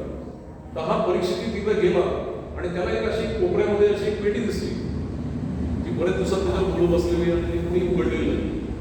तर त्याला औत्सुक्य वाटलं की हे काय आहे याच्यामध्ये, म्हणून त्याने ती पेटी उघडली. तर अतिशय सुंदर असा सुवर्णाचा झळाळणारा असा मुकुट त्याला दिसला. हा मुकुट त्याला दिसल्यानंतर तो म्हणे, हा मुकुट तर आपल्या सगळ्या मुकुटांपेक्षा भारी आहे, हा आपण घालून बघितला पाहिजे असं म्हणून त्यांनी तो मुकुट घेतला आणि तो डोक्यात घातला आणि कली बरोबर त्याच्या डोक्यात शिरला. तर तो मुकुट जो होता तो जरासंधाचा होता, वाईट प्रवृत्तीच्या माणसाचा होता आणि या जरासंधाचा वध केल्यानंतर भीमानी बळजबरीने तो मुकुट त्याच्या डोक्यावरून काढून घेतलेला होता आणि हा मुकुट त्यांनी काढून घेतलेला होता. त्याचा मुलगा जरासंधाचा तो मागायला परत आला की माझ्या वडिलांचा मुकुट तरी दे, त्याला तर मारलाय तू, आता मला मुकुट दे. तर भीमानी नकार दिला आणि सहदेवानी पण नकार दिला की अजिबात तुला मुकुट मिळणार नाही, हा आमचं झालेला आहे असं म्हणून. पण त्याला बाकीच्यांनी सांगितलं हा वापरू नका जरासंधाचा मुकुट. त्यांनी तो एका पेटीत घातला आणि ती पेटी त्यांच्या त्या खजिन्यामध्ये त्यांनी ठेवून दिली आणि नेमका तोच मुकुट यांनी त्याच्या डोक्यावर घातला आणि कली बरोबर त्या परीक्षितीच्या डोक्यामध्ये शिरला. परीक्षिती हा कधीही बाहेर जाऊन होता, बाकीचे मृगया म्हणतात शब्द बघा, बाहेर जाऊन वन्य प्राण्यांची शिकार करणे याला मृगया असा शब्द वापरला जातो. तर हा परीक्षिती कधी जाऊन जंगलात प्राण्यांची शिकार वगैरे करायचा नाही, पण त्या दिवशी त्याच्या डोक्यात कली शिरला होता. त्यामुळे त्यांनी त्याचा घोडा काढला आणि धनुष्यबाण घेऊन तो जंगलामध्ये गेला आणि त्यांनी त्या दिवशी अत्यंत निर्दयपणे खूप संहार केला, खूप पशुपक्षी मारले, कारण नसताना, काही त्यांचा अपराध नाही, त्यांना मारलं कारण त्याच्या डोक्यात तो कली शिरली होती. दिवसभर त्यांनी ते उद्योग केले आणि तो दमला. तो आता आपल्याला भूक खूप लागलेली, पाणी पाहिजे, तहान लागलेली, तेव्हा आता आपल्याला कुठेतरी ते घेतलं पाहिजे. म्हणून तो एका ठिकाणी एक आश्रम दिसला त्याला, त्या आश्रमामध्ये तो गेला. तो होता शमीक ऋषींचा आश्रम. त्या आश्रमामध्ये तो परीक्षिती राजा गेला आणि तिथे त्यांनी बघितलं की एक ऋषी बसलेले, ते तपस्वी म्हणजे म्हणजे ध्यानावस्थेमध्ये होते आणि ते ध्यान करत होते. आणि या ध्यानामध्ये कोणालाही खरं तर त्यांना डिस्टर्ब करायचं नसतं, त्यांचं लक्ष वेधायचं नसतं, त्यांना ध्यान करू द्यायचं असतं ऋषीमुनींना. पण हे तत्व ते डोक्यावर मुकुट असल्यामुळे हा विसरून गेला होता, तरी त्याच्या डोक्यात शिरलेला आहे, ते तो विसरलेला होता तत्व सगळं. आणि मग ते म्हणे हा गोसावड्या हा म्हणे नाटक करतोय ध्यान करण्याचं, मी या पृथ्वीचा सम्राट आहे, मी आलेला कळत नाही का त्याला, हा साधा मला पाणी सुद्धा विचारत नाहीये, हा डोळे उघडत नाहीये, असं म्हणून प्रचंड त्याला शिव्या घातल्या त्या ऋषींना अक्षरशः. आणि त्याच्यानंतर म्हणजे आपल्याला तारांत खूप लागली, आता पाणी तर मिळणार नाही इथे. मग त्याला त्या रागाच्या भरामध्ये धनुष्याच्या टोकाने एक मेलेला साप तिथं पडलेला होता, तो साप उचलला आणि तो त्या शमीक ऋषींच्या गळ्यामध्ये घातला. आता हा साप त्यांच्या गळ्यामध्ये घालणं हे सुद्धा एक प्रतीकच आहे, लक्षात ठेवा. म्हणजे साप हे जीवाच्या गळ्यात घालणं म्हणजे काळाला मारणं असं म्हटलेलं आहे. एखाद्या पुण्यात्माच्या गळ्यामध्ये साप घालणं म्हणजे काळाला मारणं किंवा आपला काळ ओढवून घेणं थोडक्यात असं म्हटलेलं आहे. तर परीक्षित तिथून घोड्यावर बसून निघून गेला. तेवढ्यात या शमीक मुनींचा जो मुलगा होता शृंगी, ते पण ऋषी होते, ते शृंगी परत आले आणि त्यांनी बघितलं की आपले वडील ध्यानस्थ आहेत आणि त्यांच्या गळ्यामध्ये कोणीतरी साप घातलेला आहे. त्यांनी तो साप काढला, त्याला भयंकर संताप आला. म्हणजे ज्या कोणी हा साप यांच्या गळ्यामध्ये घातलेला असेल त्याला 7 दिवसामध्ये तक्षक नाग येऊन चावेल आणि त्याला मरण येईल, असा शाप त्यांनी दिला. आता तेवढ्यात हे शमीक मुनी जे होते ते ध्यानात उठले. त्यांनी बघितलं आपल्या मुलांनी कोणाला तरी शाप दिलाय. त्यांनी त्यांच्या अंतर्ज्ञानाने जाणून घेतलं काय झालं. मग ते म्हणे, अरे तू फार वाईट गोष्ट केलेली आहेस, की जे तू शाप दिलास, तो आपल्या देशाचा राजा आहे, परीक्षित आहे, तो चांगला माणूस आहे. त्याच्या डोक्यात हा विचार का शिरला मला माहित नाही, पण तो चांगला माणूस आहे, पण चांगला राजा आहे. तू विनाकारण त्याला शाप दिलास, हे काही चांगलं केलेलं नाहीस. पण आता तो शृंगी ऋषींचा शाप आहे, तो काही परत घेता येणार नाही, म्हणजे तो दिलेलाच आहे. म्हणजे किमान तू तर शाप दिला असेल कळव त्या राजा. मग आता परीक्षितही घरी आला आणि त्यांनी त्याचा मुकुट जो होता तो काढून इकडे ठेवला. तो मुकुट काढल्या आता कधीचा स्पर्श संपला. तो मुकुट काढल्या त्याला ध्यान झालं, अरे आपण किती वाईट गोष्ट करून बसलो. एक ऋषी बसलेले ते ध्यान करतायत, त्यांच्या गळ्यामध्ये मी मृत झालेला सर्प अडकवतोय. हे खूप मोठं पाप माझ्या हातून घडलंय. माझ्या आयुष्यात आजपर्यंत कधी पाप घडलेलं नाही आणि आज माझ्या हातून हे मोठं पाप घडलेलं आहे, असा पश्चाताप त्याच्या मनामध्ये निर्माण झाला. आणि मी तुम्हाला म्हटलं त्याप्रमाणे तो अतिशय चांगला असा राजा होता, अतिशय धार्मिक असा राजा होता. त्यांनी त्या क्षणी वल्गलं नेसली, त्या क्षणी त्यांनी अन्न पाण्याचा त्याग केला आणि तो गंगा किनारी जाऊन बसला. म्हणजे परीक्षितीला आता आपण कोणत्या सिच्युएशनला आलोय, परीक्षितीला आता 7 दिवसांनी तक्षक नाग येऊन चावणार आहे. आता 7च दिवसांनी का? आता एक लक्षात घ्या, आठवड्याचे कोणीतरी असं लिहिलं मी वाचलं नाही की आठवड्याचे वार 7च आहेत ना, सोमवार ते शनिवार म्हणजे रविवार, 7च वार आहेत आठवड्याचे, सप्ताह म्हणतो आपण. कोणत्या ना कोणत्या तरी दिवशी माणसाला मरण येतच ना. तो सोमवारी जाईल नाही तर कुठल्या बुधवारी जाईल नाही तर गुरुवारी जाईल. 7 दिवसापैकी कुठल्या तरी दिवशी त्याला मरण येतच, कुठला तरी वार त्या दिवशी असतोच. म्हणजे हा जो काळ आहे, काळरूपी सर्प जो आहे, हा काळरूपी सर्प आपल्यापैकी प्रत्येकाला दंश करणार आहे. कुणीही अमर नाही आणि तो 7 दिवसात मरणार आहे. म्हणजे 7 दिवसापैकी कुठल्या तरी दिवसात मरणारच आहे माणूस, म्हणजे कुठल्या तरी वारी तो मरणारच. अशा प्रकारचं रूपक ते माझ्या वाचनामध्ये या संदर्भामध्ये आलेलं होतं. तर ह्या तक्षक काळरूपी नाग याला चावणार आहे. मग या शापानंतर परीक्षित तिथे जाऊन बसला. त्यांनी एकदाच हे पाप केलेलं होतं, तो गंगा किनारी आलेला आहे, त्यांनी सगळं अन्न पाण्याचा त्याग केलेला आहे. आणि ही बातमी कळल्यानंतर त्रैलोक्यात ही बातमी पसरली आणि ऋषी मुनी काही क्षणामध्ये तिथे बोलत आहे. त्या काळच्या ऋषी मुनींना या विद्या अवगत होते की कुठेही त्यांना मनाने ते ठरवतील त्या ठिकाणी जाता यायचं. त्या तिथे परीक्षितीच्या समोर असंख्य ऋषीमुनी गोळा झाले आणि हे असंख्य ऋषीमुनी गोळा झाल्यानंतर परीक्षितीने सांगितलं की माझ्या हातून पाप घडलंय आणि या पापाचं प्रायश्चित्त मला करायचं. मला मरणाची भीती वाटते, मला मुक्ती पाहिजे आहे. काहीतरी मला असा उपाय सांगा की ज्याच्यामुळे मी या जन्म मरणाच्या फेऱ्यातनं सुटू शकेल. असा काहीतरी उपाय तुम्ही मला सांगा, असं त्यांनी सर्व ऋषीमुनींना सांगितलं. आता हे ऋषीमुनी आपल्याला माहिती आहे, हे ऋषीमुनी सगळे तप करतायत. कशासाठी तप करतायत? आपल्याला हा भवसागर पार करून जायचं आहे, ईश्वराचं चिंतन करतायत, भगवंताचं आपल्याला कधीतरी दर्शन होईल ही आस त्यांना आहे, पण त्यांना अजून दर्शन झालेलं नाही. तर ऋषीमुनी हसायला लागले. ते म्हणाले, अहो आम्ही हजारो वर्ष तप करतोय, आम्हाला अजून भगवंत भेटला नाही, मुक्ती मिळेल तरी आम्हालाही माहित नाही म्हणे, आणि आम्ही तुम्हाला काय उपाय सांगणार? मुक्तीचा उपाय आम्ही तुम्हाला काय सांगणार? असं ते ऋषीमुनी म्हणायला लागले. आणि मग इकडे भगवान श्रीकृष्ण हा त्याचा पाठीराखा आहे, आपल्याला माहिती आहे. भगवान श्रीकृष्णाने त्याचं याच्यामध्ये गर्भात असताना सुद्धा संरक्षण केलेलं आहे.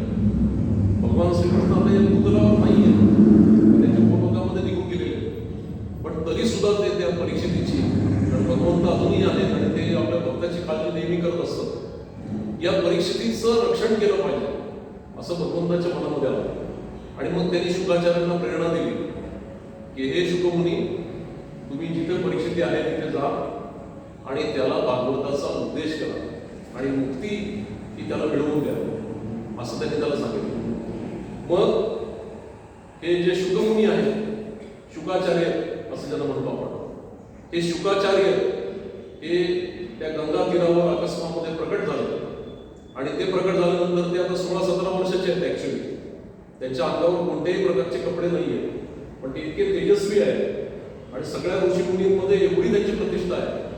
मुक्त माणूस आहे, जीवनमुक्त माणूस आहे.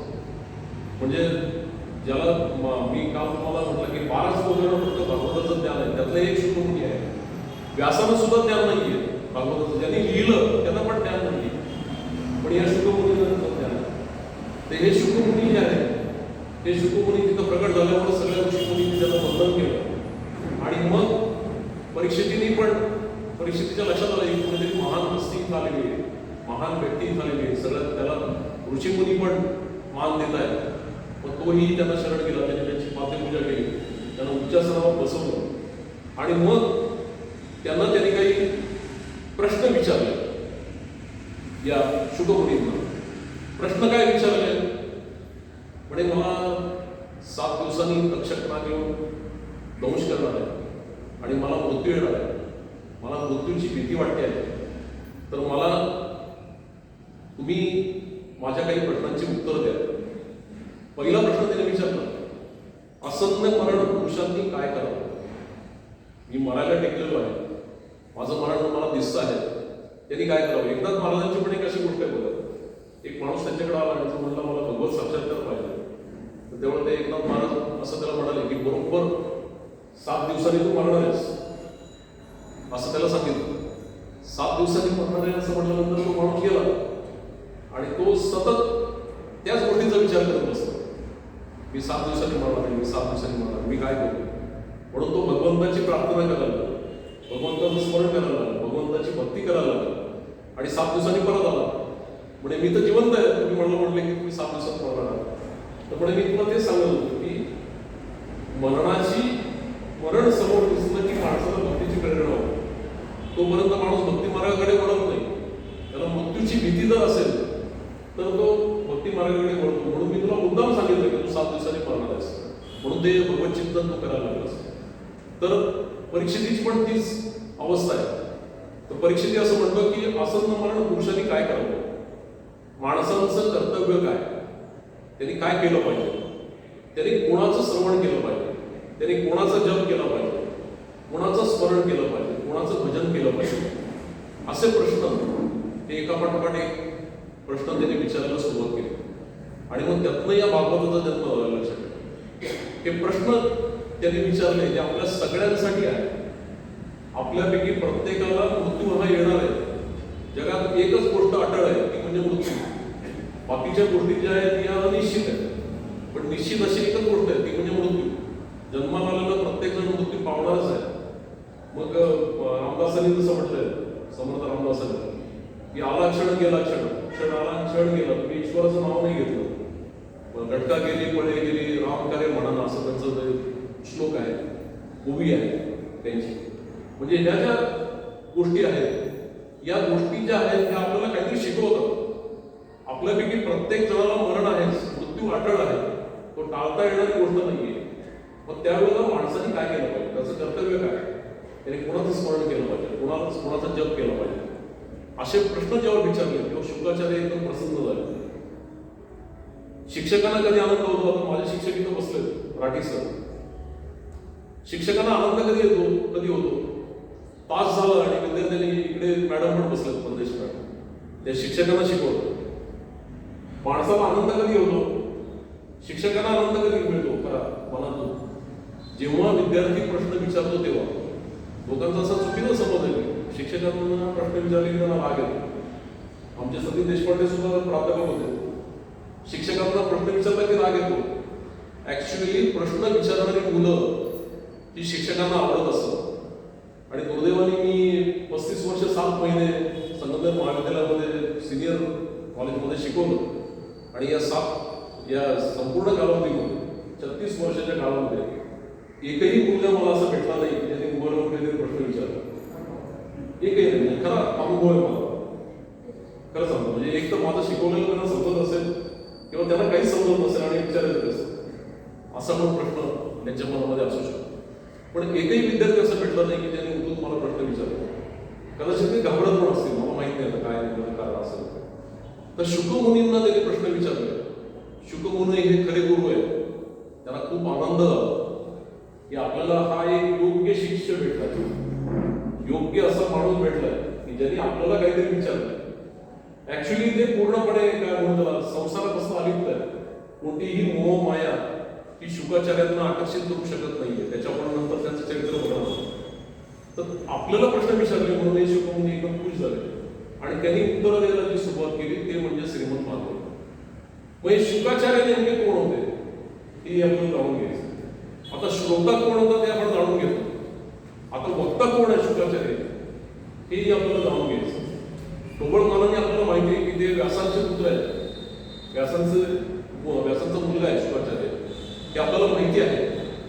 आता हे शुकमुनी कोण आहेत नेमकी, तर कौशिकी संहिता म्हणून एक आहे आणि काही अन्य पुराण पण आहेत. स्कंद पुराण म्हणा किंवा इतर कुठलीही पुराण आहे. या पुराणांमध्ये या शुकाचार्यांच्या जन्माची कथा आहे. ती फार वेगळी अशी कथा आहे, तेव्हा ती मी थोडक्यात तुम्हाला सांगतो. ते जे शुकाचार्य आहे तर कैलास पर्वत आहे. कैलास पर्वतावर सतत तप करत कोण बसलेलं असतं तर भगवान शंकर. आपल्याला कधी पण बघा भगवान शंकर आणि भगवान श्रीराम हे कायम तप करत असतात. प्रभू रामचंद्र हे ओम नमः शिवाय शंकराचा जप करतात आणि शंकर रामाचा जप करतात. म्हणजे शंकर हा रामभक्त आहे आणि राम हा शंकर भक्त आहे. ते कायम नामस्मरण करत असतात. कैलास पर्वतावर बसलेले निसंग आहे आणि त्यांना आदियोगी मानलं जातं. म्हणजे सगळ्या परंपरा ज्या आहेत या आदिनाथापासून म्हणजे शंकरापासून सुरू होतात. म्हणजे अगदी ज्ञानेश्वर महाराजांची परंपरा पण आदिनाथापासून सुरू होते. सगळ्या संतांच्या मोठमोठ्या मोठमोठ्या सज्जन महात्म्यांच्या परंपरा ज्या आहेत या भगवान शंकरापासून, नवनाथ सुद्धा भगवान शंकरापासून ही जी काही परंपरा आहे ती सुरू होते. तर हे भगवान शंकर तप करत बसलेले आणि शेजारी त्यांच्या पार्वती आहे. आता नेहमी बऱ्याचशा पुराणांमध्ये शंकर पार्वती संवाद आहे. कुंजिका स्तोत्र सुद्धा, कुंजिका स्तोत्र आपल्यापैकी काही लोकांना माहिती असेल, काही लोक म्हणत पण असतील. त्या कुंजिका स्तोत्रामध्ये सुद्धा शिव उपवाच असं म्हणून ते पार्वतीला सगळं तुझ्या ज्ञान देतात. म्हणजे चंडी जप कसा करावा कुंजिका स्तोत्रामध्ये ते सगळं दिलेलं आहे. म्हणजे शंकर आणि पार्वती म्हणजे एक संहाराची शक्ती आणि एक जगन्माता पार्वती, या दोघांचं हे दोन नवरा बायको असे की जे सतत एकमेकांशी काहीतरी बोलत असतात. अलीकडे बघा सिरियलमध्ये मध्ये जाहिराती लागतात, त्यात कुठल्या तरी एका नाटकाची जाहिरात लागते आणि ती त्याला म्हणत असेल की काहीतरी बोल, तर तर तो म्हणतो काय माझ्याकडे काही बोलायसारखं बोलच नाही आहे. म्हणजे आता संवाद हरपलेला आहे, नवरा आणि बायको यांच्यामधला संवाद हरपलेला आहे. पण हे शंकर आणि पार्वती मात्र सतत संवाद करत असतात. काही ना काही गोष्टी शंकर महाराज हे पार्वती मातेला समजावून सांगत असतात. अशी उदाहरणं आपल्याला पुराणामध्ये खूप मोठ्या प्रमाणामध्ये सापडते. तर शंकर महाराज पार्वतीशी गप्पा मारत आहेत, तिच्याशी बोलत आहेत आणि बोलता बोलता ते असं म्हणाले की मी तुला आज एक खूप गुप्त आणि महत्वाची अशी गोष्ट सांगणार आहे. हे गुह्य ज्ञान आहे, हे या संपूर्ण विश्वाच्या उत्पत्तीचं कोडं उलगडणारं शास्त्र आहे. ते परमात्मा शास्त्र मी तुला समजावून सांगणार आहे असं भगवान शंकर पार्वतीला म्हणतात. पार्वती म्हणते ठीक आहे, समजावून सांगा ना तुम्ही. आता तिला ऐकणं भागच आहे, दोघंच आहेत तिथे पर्वतावर बसलेलं. ती ऐकते आहे आणि तिथे मग भगवान शंकर हे सांगायला सुरुवात करतात. गुह्य ज्ञान जे भागवत आहे ते सांगायला सुरुवात करतात. ते सांगायला सुरुवात केल्यानंतर तिथे एक पोपटाचं अंड पडलेलं आहे. ते मृत आहे, म्हणजे त्याच्यामध्ये जीव नाही. पण हे भागवत शास्त्र जसं शंकर पार्वतीला सांगायला लागले तसं त्या अंड्यामध्ये जीव यायला सुरुवात झाली, ते सजीव व्हायला सुरुवात झाली. कारण हे ज्ञान म्हणजे अमृत आहे आणि त्या अमृताने मेलेले सुद्धा लोक जिवंत होतं, मेलेलं सुद्धा गोष्टी जिवंत होतं. तर त्या शुगाचं अंड जिवंत झालं आणि तो पोपट जो आहे हा पोपटाचं पिल्लू ते बाहेर आलं आणि शंकर महाराज तिकडे पार्वतीला सांगतायत. आता पार्वती काय नवऱ्याची बडबड रोजच ऐकते, ती काहीतरी अध्यात्मशास्त्र सांगत नाही तर काहीतरी परत सांगतील आपल्याला काय काळजी करायची असं म्हणून तिला झोप लागून गेली. निद्रा देवी तिला प्रसन्न झाली, तिला झोप लागून गेली. म्हणजे ती तिच्या समाधी अवस्थेमध्ये गेली आणि शंकर महाराज ते सांगत बसले आणि मग ऐकताय कोण? आता फक्त ते पोपटाचं पिल्लू. ते पोपटाचं पिल्लू ऐकतंय आणि मग तेच हुंकार द्यायला लागलं, ऊ करायला लागलं. शंकर महाराजांना लक्षात आलं की हा आपल्या पार्वतीचा आवाज नाहीये, ते कोणतरी वेगळंच आहे. म्हणून त्यांनी सांगणं जे होतं ते थांबवलं आणि शोध घ्यायला सुरुवात केली. तेव्हा त्यांच्या असं लक्षात आलं की हे पोपटाचं पिल्लू आपलं म्हणणं ऐकते आणि ते हे सगळं गुह्य ज्ञान जे आहे ते ऐकतंय. आता आपल्याकडे अशी प्रथा किंवा परंपरा आहे, जो रितसर मार्गाने शिष्य झाला नाही, पूर्वीच्या काळी वैदिक परंपरा आहे, जो रितसर मार्गाने आपला शिष्य झाला नाही, ज्याने आपला अनुग्रह घेतला नाही, त्याला ज्याच्या गळ्यात आपण माळ घातलेली नाही, त्याला ज्ञान द्यायचं नाही. त्याला शक्तिपात किंवा कुठल्याही प्रकारची परंपरेमध्ये त्याला ज्ञान द्यायचं नाही अशी प्रथा आहे. तर हा कुठल्याही प्रकारची दीक्षा न घेता, कुठल्याही प्रकारे शिष्यत्व न पत्करता हे अतिशय महत्वाचं असं ज्ञान ऐकतोय असं म्हणल्यानंतर भगवान शंकरांना अत्यंत संताप आला. ते संतापी पण आहे, कारण ती संवाराची देवता आहे भगवान शंकर. त्यांनी आपलं त्रिशूळ घेतलं आणि ते त्रिशूळ त्या पोपटाच्या पिल्लाच्या दिशेने फिरकवलं. ते पोपटाच्या पिल्लाच्या दिशेने फिरकवल्यानंतर जीवाच्या भयाने ते पोपटाचं पिल्लू पळालं. आता पुराणामध्ये अशा अशक्य गोष्टी बऱ्याच आहेत. मी तुम्हाला म्हणालो की पुराणं वाचताना ती फक्त श्रद्धेने वाचायची असतात. हे असं प्रत्यक्षात घडू शकतं का, असे जर आपण वैज्ञानिक प्रश्न करत गेलो तर आपल्यालाच अडचणी अनेक निर्माण होते. असं खरंच होतं का, असं पोपटाचं पिल्लू जिवंत होतं का आणि ते पळतं का आणि ते त्रिशूळापेक्षा जास्त स्पीडली जातं का, असे अनेक प्रश्न आपल्या मनामध्ये निर्माण होऊ शकतात. माझ्याही मनात असे प्रश्न निर्माण होत असतात. पण आपण त्याच्याकडनं एक श्रद्धा या दृष्टीने बघितलं, त्याच्या मागे काही असेल असं जर बघितलं तर आपल्याला हा त्रास होणार नाही. म्हणून आपण थोडंसं बुद्धी बाजूला ठेवून ही पुराणं जी आहे ती आपण वाचली पाहिजे असं माझं स्वतःचं वैयक्तिक मत आहे. ते पोपटाचं पिल्लू पळालं आणि ते व्यासांची पत्नी वाटिका तिचं नाव, त्या वाटिकेच्या गर्भामध्ये शिरलं आणि ते बाहेरच येईल. आता शंकराचं त्रिशूळ आहे, ते कोणत्याही स्त्रीच्या अंगामध्ये जाणार नाही हे नक्की आहे. त्यांनी गर्भात आश्रय घेतलेला आहे आणि गर्भात आश्रय घेतला आणि ते त्रिशूळ मग परत निघून गेलं. आणि मग 12 वर्ष नंतर तब्बल या सुद्धा गोष्टी आपल्याला कधी कधी खोटे वाटतात. भीम जो होता, भीमाचा जन्म झाला तो 28 महिन्यांनी झाला असं महाभारतामध्ये वर्णन आहे. म्हणजे बाकीचे सगळे जे पांडव आहेत ते 9 महिन्यामध्ये जन्माला आले, पण भीम हा 28 महिने आईच्या गर्भामध्ये होता, पृथ्वीच्या गर्भामध्ये होता आणि त्यानंतर त्याचा जन्म झाला. म्हणून तो भीम जन्मताच बलदंड होता, कारण इतका दिवस त्याचा गर्भ पोचला गेलेला होता. तर 12 वर्ष हे जे शुक आहे ते वाटिकेच्या गर्भामध्ये आहे आणि वाटिकेच्या गर्भामध्ये त्याला भीती वाटते सारखी, आपण जर बाहेर पडलो तर आपल्याला त्रिशूळ मारणार अशी भीती सारखी त्याला वाटते. ते आतमध्ये सगळं आता व्यासांचे पुत्र आहेत, व्यासांच्या घरात तर 24 तास सगळं अध्यात्म चालू आहे.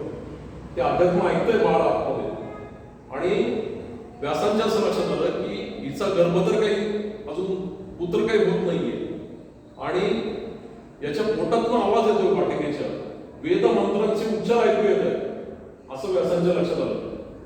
तेव्हा व्यास म्हणाले की हे पुत्रा आता तू बाहेर ये म्हणे, किती दिवस तू आईला त्रास देणार आहेस, किती दिवस गर्भवासामध्ये राहणार आहेस.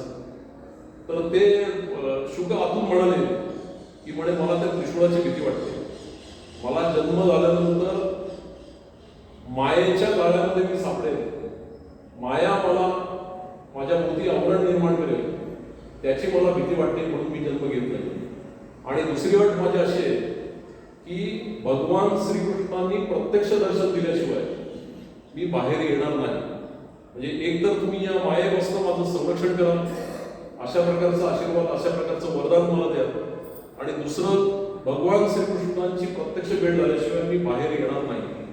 मग व्यासांनी कृष्णाची प्रार्थना केली, भगवान श्रीकृष्ण तिथं प्रकट झाले आणि मग व्यासांनी वरदान दिलं की मुला तू बाहेर ये, तुला कुठल्याही प्रकारची माया ही त्रास देऊ शकणार नाही, मायेच्या जाळ्यामध्ये तू कधीही अडकणार नाहीस, अशा प्रकारचं वरदान मी माझा पुत्र म्हणून तुला देतो आहे. मग ते बाहेर आले, शुक महाराज बाहेर आले, ते 12 वर्षाचे होते आणि समोर कृष्ण आहे. कृष्णाचं दर्शन झालं. आता कृष्णाचं दर्शन झाल्यानंतर आता याचं नाव ठेवायचं. 12 वर्षाचा आहेस तू ऑलरेडी, खरं तर 12व्या दिवशी बारसं करतो आपण, 12 दिवसाचा आहे तो, याचं नाव काय ठेवायचं असा प्रश्न व्यासांनी कृष्णाला केला किंवा त्या मुलाला पण केला. तर तू 12 वर्षाचा आहे, तूच सांग तुला कुठलं नाव पाहिजे. तर तेव्हा त्या मुलाने फार मस्त उत्तर दिलं. तो मुलगा म्हणाला, अहो बाबा, अहो पिताश्री म्हणत असेल का, तेव्हा वडिलांना काय म्हणत असेल मला माहिती, अहो पिताश्री म्हणे मी आजवर हजारो जन्म घेतले आणि हजारो वेळा माझं नामकरण झालंय, हजारो जन्मांमध्ये माझं प्रत्येक वेळेला वेगळं वेगळं नाव ठेवलंय म्हणे, आणि या विधींनी, हा नामाचा जो विधी आहे, या नामांनी मला या भौतिक अस्तित्वामध्ये बांधून ठेवण्याच्या पलीकडे काहीच केलं नाही. माझं नाव ठेवलं आणि माझ्या भौतिक मायाचं आवरण तयार झालं, म्हणून मला नाव ठेवूच नका तुम्ही असं ते सांगतात.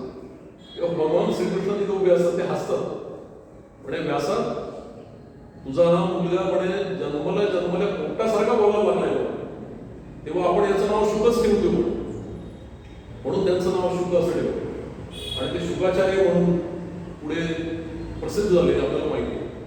आणि जन्म झालाय, व्यास म्हणाले तुझी मुंज केली पाहिजे. तर ते म्हणाले मी जन्मताच मुक्त आहे, माझी मुंज करणारे तुम्ही कोण, मला गायत्री मंत्राचा संस्कार करणारे तुम्ही कोण, असं म्हणून ते चालायला लागले जंगलाच्या दिशेने. आणि व्यास मुनी त्यांच्या मागून पळतायत, अरे शुका थांब, अरे शुका थांब. तर त्याचं उत्तर हे कडेच्या झाडांनी दिलं असं वर्णन भागवतामध्ये केलं. कडेची झाडं बोलायला लागली, म्हणजे बघा तादात्म्य किती आहे. जीवनमुक्त माणूस कोण आहे की सजीव आणि निर्जीव या सगळ्यांमध्ये परमात्मा आहे याची जाणीव ज्याला होते तो खरा जीवनमुक्त माणूस आहे. हे शुकाचार्य जन्मतः जीवनमुक्त आहे, या सजीव आणि निर्जीवांशी त्याचं नातं जोडलं गेलेलं आहे.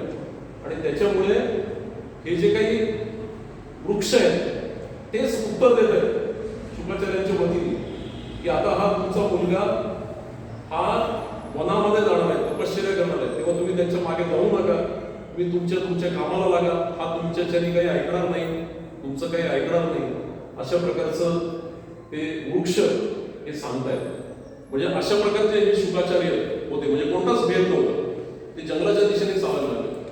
आपण एक नेहमी दासबोधाच्या पठणामध्ये नेहमी एक, आता इथे अशोकजी भोग आहे, त्यांचा दासबोध वाचक ग्रुप आहे आणि त्या ग्रुपवर दासबोधाचे प्रवचन हे रोज होत असतात.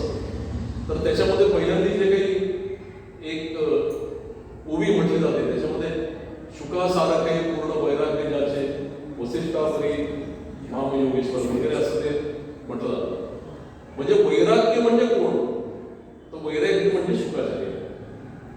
शुकासारखं वैराग्य कोणालाही झालं नाही. नंतर रामदासांचं वैराग्य सुद्धा शुकांसारखंच होतं.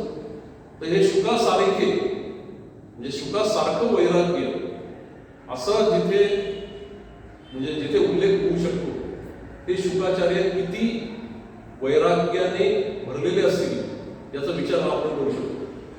आता हे शुकाचार्य जे आहेत त्यांचे 3 प्रसंग मी तुम्हाला थोडक्यात सांगणार आहे. आता शुकाचार्य पुढे चाललेले आहेत, व्यास त्यांच्या मागून चाललेले आहेत आणि एक सरोवर लागतं मध्ये आणि या सरोवरामध्ये अप्सरा नग्न होऊन स्नान करतायत आणि तिथून ते शुकाचार्य चाललेले आहेत, त्यांच्या मागून व्यास चाललेले आहेत. शुकाचार्य जेव्हा गेले तेव्हा त्या अप्सरांनी त्यांच्याकडे लक्ष पण दिलं नाही. ते नग्न आहेत ऍक्च्युली शुकाचार्य सुद्धा आणि तरुण आहेत, युवक आहेत, ते चाललेले आहेत, त्यांच्याकडे अप्सरांनी लक्ष दिलं नाही. त्यांच्या स्नान करण्यामध्ये मग्न आहे. मागून व्यास आले, व्यास हे वृद्ध आहे, वयोवृद्ध आहे, तपोवृद्ध आहे. व्यास आले, व्यास दिसल्या या अप्सरांनी कपडे गोळा केले आणि कपडे गुंडाळायला सुरुवात केली. स्वतःच्या लज्जेचं रक्षण करायला सुरुवात केली. व्यासांना प्रश्न पडला, अरे म्हणे मी एवढा वृद्ध आहे, हा माझा मुलगा तरुण आहे, दिसायला छान आहे, तो जाताना यांनी कपडे घातले नाहीत म्हणे, तो जाताना यांना काहीच वाटलं नाही आणि मी आल्यानंतर मात्र यांनी घाईघाईत कपडे चढवले, काय भानगड आहे असं व्यासांनी त्यांना प्रश्न विचारला. तेव्हा त्या अप्सरा त्यांना असं म्हणाल्या की हा शुक जो आहे त्याच्या मनामध्ये स्त्री आणि पुरुष असा भेद नाही, तो सर्व भेदांच्या पलीकडे गेलेला आहे आणि म्हणून तो जेव्हा गेला इथून त्याचं आमच्याकडे लक्षही नव्हतं, त्याला स्त्री पुरुष हा भेद नव्हता, त्याच्यामुळे आम्ही कपडे घालायचे कष्ट घेतले नाहीत असं त्या अप्सरांनी व्यासांना सांगितलं. तुम्ही मात्र अजूनही मनामध्ये स्त्री आणि पुरुष तुमच्या वासना अजून शिल्लक आहे, तुमच्या मनामध्ये स्त्री आणि पुरुष असा भेद आहे आणि तो भेद आहे हे आम्ही जाणतो आणि म्हणून आम्ही गायगेमध्ये कपडे घालतो. म्हणजे व्यासांपेक्षा सुद्धा त्यांचा मुलगा किती श्रेष्ठ आहे हे आपण या उदाहरणातून आपल्याला कळतं. दुसरं एक उदाहरण आहे जनक राजा. आपल्याला माहिती आहे जनक राजा, त्यांना अष्टावक्र मुनींनी अष्टावक्र गीता सांगितली असं वर्णन आहे, त्याचे सुद्धा पुस्तकं उपलब्ध आहेत. अष्टावक्र मुनींनी जनक राजा हा राजा होता पण तो भोगशून्य राजा होता, जसं छत्रपती शिवाजी महाराज होते. त्यांना रामदासांनी भोगशून्य स्वामी असं म्हटलेलं आहे. म्हणजे ते राजे आहेत पण कुठलाही भोग ते घेत नाही. त्यांनी सीता मातेला जन्म दिला होता या जनक राजाने. म्हणजे आता ऍक्च्युली त्यांना ती याला सापडली होती, आपलं काय रामायण हा विषय नाही. तर जनक राजा हे विदेही आहे असं त्यांना म्हटलं जातं. तर या जनक राजाच्या दरबारामध्ये एकदा शुकमुनी आणि नारद मुनी एकाच वेळेला आले आणि ते दोघं आल्यानंतर जनक महाराजांना प्रश्न पडला की आता नारद मुनी पण आले आणि शुकमुनी पण आले, यातल्या कोणाचा पाहुणचार आधी करायचा, कोणाचा सन्मान आधी करायचा, कोण या दोघांमध्ये श्रेष्ठ आहे, अशा प्रकारचा प्रश्न हा जनक राजाच्या मनामध्ये पडला. मग त्याची राणी ती अतिशय चाणाक्ष, सुनयना नाव होतं, ती अतिशय चाणाक्ष, ती म्हणाली की या प्रश्नाचं उत्तर मी देते म्हणजे थोडा वेळ थांबा. मग ती सुनयना आतमध्ये गेली आणि तिने त्या काळात काय मेकअप करत असेल तो मेकअप केला, साधं शृंगार केला असं म्हणून आपण, अतिशय सुंदर असं वेश परिधान केला आणि ती आली आणि हा झोपाळा आहे म्हणे, या झोपाळ्यावर मी मध्ये बसते, एका बाजूने नारद मुनीने बसायचं आणि एका बाजूने शुक मुनीने बसायचं असं तिने सांगितलं. आणि मग नारद आणि शुक त्या झोपाळ्यावर बसलेले आणि सुनयना नंतर जाऊन त्या दोघांच्या मध्ये बसते. तर नारद मुनी संकोचाने आपलं अंग आकसून घेतात आणि बाजूला सरकतात. शुक मुनीला काहीच फरक पडत नाही, कोण येऊन बसलेलं त्यांना काहीच फरक पडत नाही, त्यांचं लक्षही नसतं. तेव्हा सुनयना राजाला सांगते, जनक राजाला, की हे शुक मुनी हे वैराग्यपूर्ण आहे, हे श्रेष्ठ आहे. नारद जरी ब्रह्मचारी आणि भक्ती मार्गाचे असले आणि शुकमुनी जरी ब्रह्मचारी असले तरी ते ज्ञानी आहे, ते पोचलेले आहे. तेव्हा सन्मान पहिल्यांदा तुम्ही कोणाचा करा तर शुकमुनींचा करा, असं ती सुनयना त्या प्रश्नाचं उत्तर देते. तिसरा एक प्रसंग आहे त्या तिसऱ्या एका प्रसंगामध्ये शुकाचार्य एकदा स्वर्गामध्ये जातो आणि रंभा जी अप्सरा आहे ही अप्सरा अत्यंत मोहित होते त्यांच्यावर की म्हणे काय सुंदर युवक आहे हा आणि याच्याबरोबर मला संग करायचं असं तिच्या मनामध्ये येतं. आणि ती रंभा शुकमुनीनं म्हणते की म्हणे मला तुमच्याबरोबर भोग घेण्याची इच्छा आहे असं ती सांगते शुकमुनींना. तर शुकमुनी तिच्याकडे बघतात, ते म्हणतात की मला काही अशी इच्छा नाही आहे असं काही करायची, मी स्त्री आणि पुरुष असं भेदच मानत नाही म्हणे, त्यामुळे तू कोण आहेस हे मला माहीत नाहीये आणि मला काही देशील. तर ती त्याचा धिक्कार करते. ती म्हणे मी एवढे सुंदर अप्सर आहे, नारीचं शरीर किती सुंदर असतं, त्याला किती सुंदर असा सुगंध आहे, मी दिसायला देखणी आहे आणि तरी तुम्ही एकदम नामर्द असाल अशा प्रकारचा धिक्कार ही या शुकमुनींचा करते. तर शुकमुनी तिच्या पाया पडतात आणि म्हणतात की स्त्रीचं शरीर इतकं सुंदर असू शकतं, इतकं सुगंधित असू शकतं हे आज तुझ्याकडनं मला कळतंय. म्हणे मला असं वाटतंय की मी तुझ्यासारखी, माझी आई सुद्धा तुझ्यासारखी असती तर किती छान झालं असतं, म्हणजे तू माझा माते समान आहेस असं ते रंभेला म्हणतात. तुम्ही बघा छत्रपती शिवाजी महाराजांच्या आयुष्यात सुद्धा असा प्रसंग आहे. कल्याणच्या सुभेदाराची सून आणली आणि ते छत्रपतीने तिचा चोळी पांगडी चोळी तिने सन्मान केला आणि तेव्हा एक गाणं पण आहे त्याच्यात, अशीच अशी ती आई आमची सुंदर होते, आम्हीही सुंदर झालो असतो बदले छत्रपती. म्हणजे ते परस्त्री माते समान आहे, हे छत्रपतींनी सुद्धा पाळलेलं आहे. तसे रंभेला पण शुकमुनी काय म्हणतात, तू माझ्या माते समान आहेस, तू माझी आईच आहेस. आता असाच प्रसंग स्वामी विवेकानंदांच्या आयुष्यात पण आहे. स्वामी विवेकानंद जेव्हा अमेरिकेत गेले त्याने तिथं धार्मिक व्याख्यानं दिली आणि त्याच्यानंतर एक अतिशय सुंदर अशी अमेरिकन तरुणी त्यांच्या प्रेमात पडली आणि ती त्यांना असं म्हणाली, प्रेमात आहे कसं सांगायचं. 1893 साली शिकागोला त्यांनी भाषण केलं होतं स्वामी विवेकानंदांनी.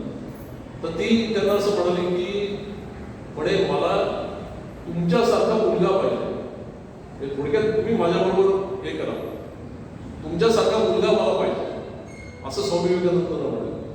स्वामी विवेकानंदांनी पटकन तिचे पाय धरले, तुमच्यासारखा कशाला म्हणे, मीच तुझा मुलगा आजपासून. म्हणजे याला म्हणतात वैराग्य, जे शुकाचार्यांमध्ये होतं, जे छत्रपती शिवाजी महाराजांमध्ये होतं आणि जे स्वामी विवेकानंदांमध्ये सुद्धा आपल्याला दिसतं. हा वैराग्याचा मूर्तिमंत पुतळा आहे शुकाचार्य म्हणजे. आता शुकाचार्य ते योगी आहे, सतत ब्रह्मानंदात निमग्न आहे.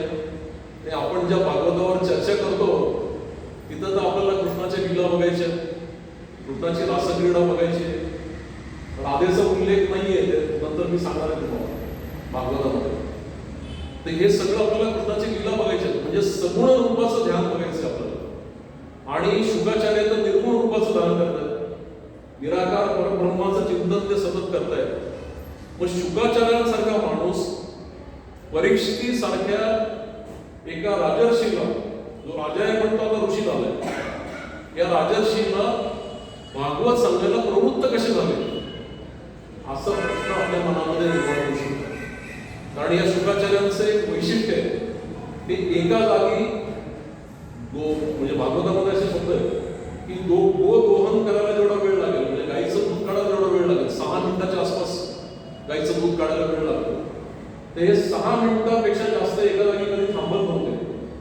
तर हे 7 दिवस या परीक्षेला हे भागवत सांगायला एका जागी कसे बसून राहिले, अशा प्रकारचा प्रश्न हा अनेकांच्या मनामध्ये निर्माण झाला. तर त्याचं उत्तर काय आहे, तर त्याचं उत्तर भगवान श्रीकृष्णांची कृपा आहे. एकदा मला असं वाटतं सतीश यांनी भगवान श्रीकृष्णांचा दावा करावा, त्याचं नाव घ्यावं अशी विनंती करतो. भगवान श्रीकृष्णांचं नाव संकीर्तन करा.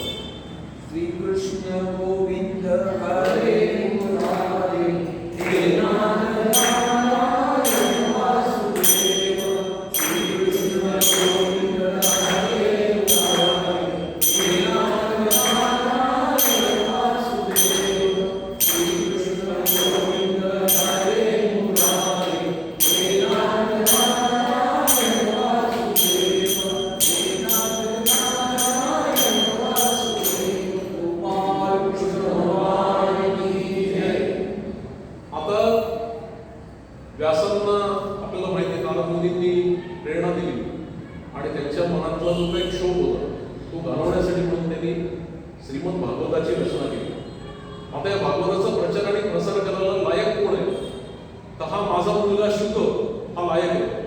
पण हा तो निर्गुणाच्या उपासनेमध्ये दंग आहे. निराकार ब्रह्म ज्याला माहिती आहे त्याला सगुण उपासनेला कसं लावायचं असा मोठा प्रश्न व्यासांच्या मनामध्ये निर्माण झाला. मग आता व्यासांचे जे काही शिष्य होते जे जंगलामध्ये जायचे, संविधा गोळा करायचे आणि त्यांना हिंस्र पशुपक्षी यांचं भय वाटायचं. मग ते व्यासाने म्हणायचे की आम्ही जंगलात जातो पण आम्हाला खूप भीती वाटते. मग व्यासाने काय सांगितलं? व्यासाने जेव्हा भागवत पुराण रचलेलं तर ते म्हणे दशमस्कंदामध्ये 21व्या अध्यायामध्ये 5वा श्लोक जो आहे हा श्लोक तुम्ही म्हणत जा म्हणजे हे पशुपक्षी तुम्हाला त्रास देणार नाही, हे निर्भय होतील असं भगवान व्यास या शिष्याला म्हणाले. तो श्लोक कोणता आहे? तर बर्हापीडम स्तोत्र असं त्याला म्हटलं जातं.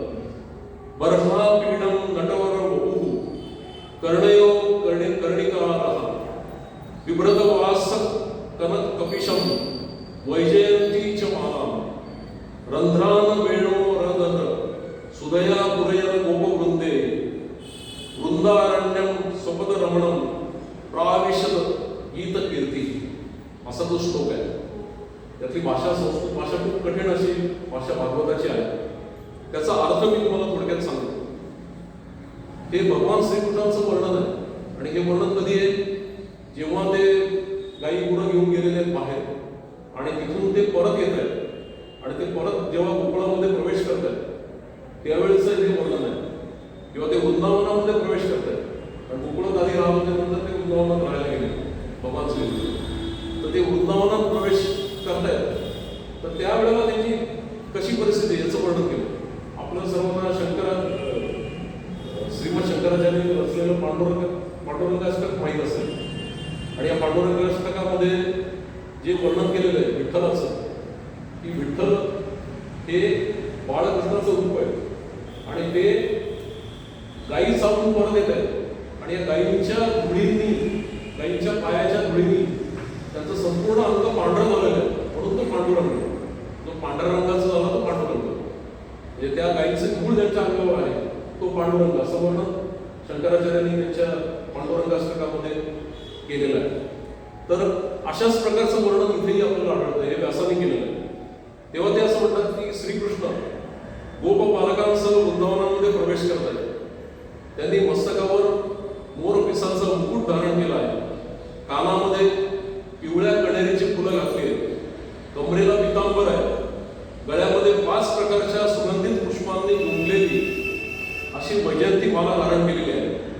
रंगमंचावर जसा एखादा श्रेष्ठ नट असतो त्याप्रमाणे त्यांना हा सुंदर वेश जो आहे तो शोभतोय आणि बासरीच्या छिद्रातून ते आपलं अधरामृत जे आहे ते बासरीमध्ये ओतत आहे. अतिशय सुंदर अशी मुरली ते वाजवत आहेत.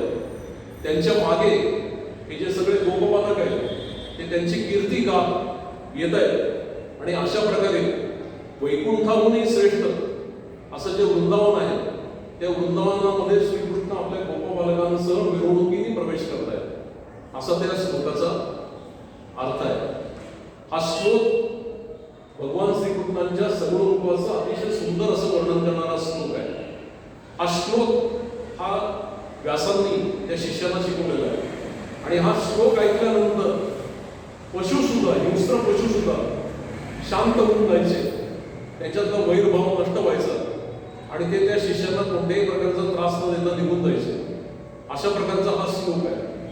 तर व्यास असं म्हणाले की हा श्लोक माझा मुलगा शुक जिकडे कुठे तपश्चर्या करत असेल तिथं तुम्ही जा आणि वारंवार हा श्लोक म्हणा म्हणजे कदाचित त्याला या हे काय आहे हे जाणून घेण्याची जिज्ञासा निर्माण होते. असं म्हटल्यानंतर ते शिष्य गेले. तिथं शुकमुनी तपश्चर्या करत बसलेले होते. तिथं ते शिष्य गेले आणि स्नान संध्या करून शुकमुनी आले आणि ते तपश्चर्याला बसणार. एवढ्यात ते जे व्यासाचे शिष्य होते त्यांनी या श्लोकाचं गायन करायला सुरुवात केली. हे गायन केल्यानंतर शुकमुनींचं लक्ष गेलं की अरे काहीतरी वेगळं आहे. हे जे आपण ऐकतोय हे काहीतरी वेगळं आहे. हे भगवान श्रीकृष्णांच्या सगुण रूपाचं वर्णन आहे. आणखी एक श्लोक आहे मी ऐकवत नाही आपल्याला. हे भगवान श्रीकृष्णांच्या रूपाचं वर्णन करतात आणि किती सुंदर आहे. याची रचना कोणी केली असेल अशा प्रकारची एक उत्कंठा ही यांच्या मनामध्ये निर्माण झाली, शुकाचार्यांच्या मनामध्ये निर्माण झाली. म्हणजे अशा प्रकारचा निर्गुण ब्रह्माचं, निराकार ब्रह्माचं नेहमी पूजन करणारा, त्याची तप करणारा अशा शुकाचार्यांसारख्या वैरागी माणसाच्या मनात सुद्धा ही सगुण रूपाची भावना निर्माण झाली. इतकं सामर्थ्य हे या दशमस्कंदामध्ये आहे. आणि या दशमस्कंदामधला हा भागवतामधला हा श्लोक आहे. तर त्यांनी त्या मुलांना जवळ करून घेतलं आणि त्यांना विचारलं की हा श्लोक नेमका कुणी रचलाय. तर ते म्हणे चला मी तुम्हाला घेऊन जातो त्यांच्याकडे. असं म्हणून ती जे शिष्य होते ते शुकाचार्यांना घेऊन व्यासांकडे गेले. आणि मग व्यास म्हणाले, अरे शुका, तू माझाच मुलगा आहेस, पण तुला हे माहीत नाहीये सगुण रूप किती महत्वाचं आहे. तेव्हा तुम्ही हे भागवत आहे, हे भागवत शिक, मी तुला शिकवतो. आणि मग श्रीमद भागवताचा उपदेश हा व्यासमुनींनी शुकाला केला. आणि शुक तर काय एकदा ऐकलं की त्यांचं पाठ म्हणायचे इतकी त्यांची शक्ती होती. त्यांनी ते श्रीमद भागवत हे त्यांच्या मनामध्ये रुजलं, वाढलं, त्याचं सतत ते चिंतन करत राहिले. आणि ते पण श्रीकृष्ण भक्तीमध्ये तल्लीन झाले. श्रीकृष्णाच्या सगुण रूपाची ते भक्ती करायला लागले. इतकं सामर्थ्य या श्रीमद भागवतामध्ये आहे. आणि मग शुकमुनी जेव्हा याला प्रश्न पडला, परीक्षितीला प्रश्न पडला, तेव्हा त्याला एक मरणाचं शास्त्र म्हणून भागवताचं त्यांनी शिकवण दिली. भगवान श्रीकृष्णाची 3 रूप आहेत बघा, 3 ठिकाणी 3 रूप आहेत. एक त्यांचं महाभारतामधलं रूप आहे, एक गीतेमधलं रूप आहे आणि एक श्रीमद भागवतामधलं रूप आहे. महाभारतामध्ये जे आहे ते वीरचं रूप आहे, विधायक रूपातलं आहे. तो सतत पांडवांना मदत करतोय आणि पांडवांचं दुःख संपलं की तो त्यांच्या आयुष्यातून निघून जातो. व्यवहार ज्ञान आणि वागावं कसं हे श्रीकृष्ण महाभारतामध्ये शिकवतो. म्हणजे एक प्रकारचा मॅनेजमेंट गुरु आहे प्रत्येक ठिकाणी. बघा तुम्ही, मी काल तुम्हाला भीष्माचं सांगितलं की कसं त्यांनी पांडवांना वाचवलं. भीष्माला नमस्कार करायला लावलं आणि कसं पांडवांना वाचवलं हे मी तुम्हाला सांगितलं. दुर्योधनाला ती लंगोटी घालायला लावली आणि दुर्योधनाला अमर होण्यापासून त्यांनी कसं दूर ठेवलं हेही मी तुम्हाला सांगितलं. म्हणजे तिथे कृष्ण जो आहे तो परफेक्ट मॅनेजमेंट करणारा माणूस.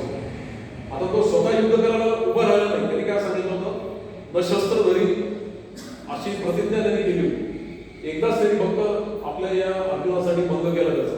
एकदा रथाचा चाक घेऊन ते भीष्माकडे धावले, कारण भीष्माने प्रतिज्ञा केली होती की मी एकदा तरी शस्त्र घ्यायला हाती घ्यायला लावेल या कृष्णाला.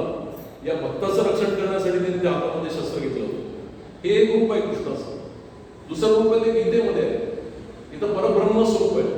11व्या अध्यायामध्ये गीतेच्या आपल्याला माहिती आहे विश्वरूप दर्शन देतो अर्जुनाला, त्याला दिव्य दृष्टी देतो आणि विश्वरूपाचं दर्शन 2 वेळा विश्वरूपाचं दर्शन दिलेलं आहे भगवान श्रीकृष्णाने. एकदा यशोदा मातेला ते माती खाल्ली म्हणून ते तोंड उघडा सांगते यशोदा माता, तेव्हा त्याच्या तोंडामध्ये या विश्वरूपाचं दर्शन भगवान श्रीकृष्ण देतात. आणि दुसऱ्यांदी या अर्जुनाला या युद्धाच्या वेळेला या विश्वरूपाचं दर्शन ते घडवतात. हा एक कृष्ण आहे. हा तिथं तत्वज्ञान सांगतोय आणि जगायचं कसं हे शिकवतोय. तू पळून जाऊ नकोस, युद्ध कर असं तो सांगतोय. म्हणजे तो कर्म करायला प्रवृत्त करतोय. अशा प्रकारचा कृष्ण आहे. म्हणजे लोकमान्य टिळकांनी जे गीता रहस्य लिहिलं त्यात त्यांनी कर्मप्रधान गीता सांगितलेली की कर्म करायला प्रवृत्त करणारी गीता आहे. अशा प्रकारचं विवेचन हे लोकमान्य टिळकांनी गीता रहस्यामध्ये केलं.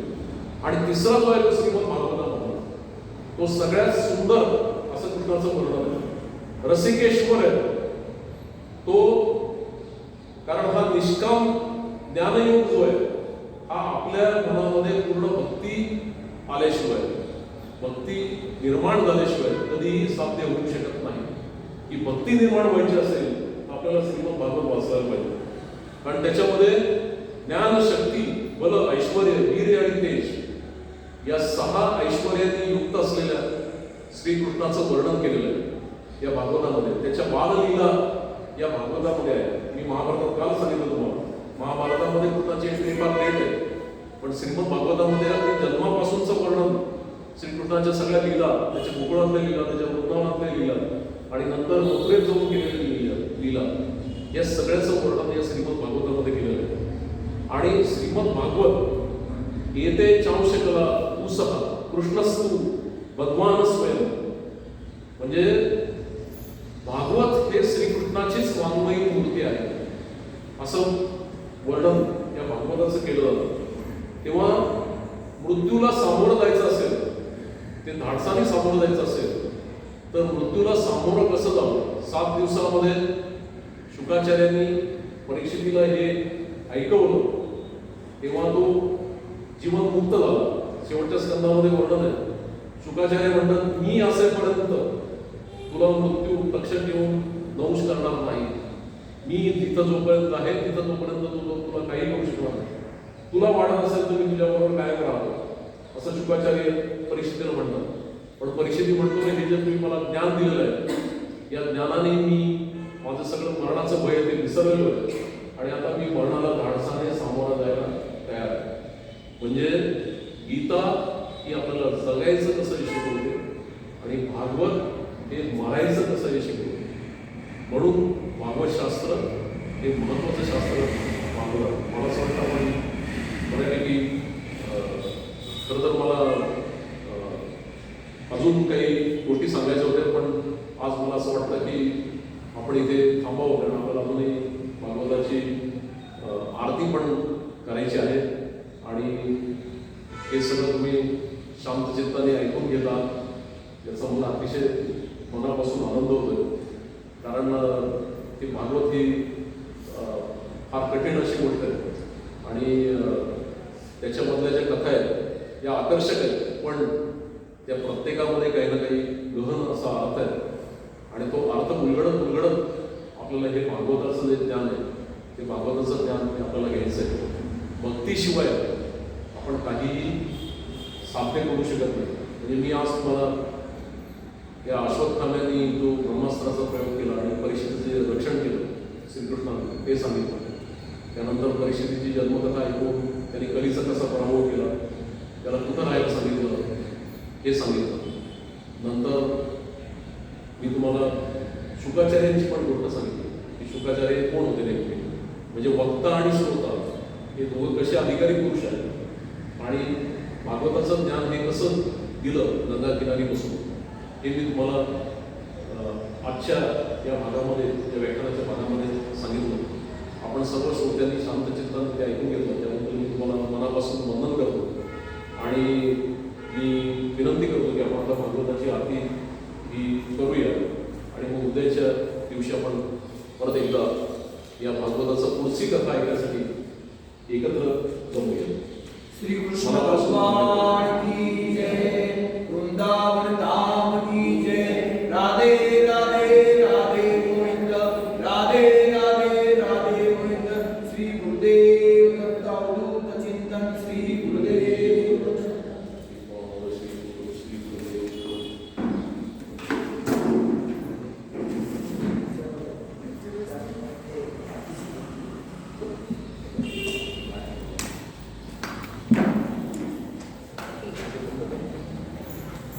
मुंबई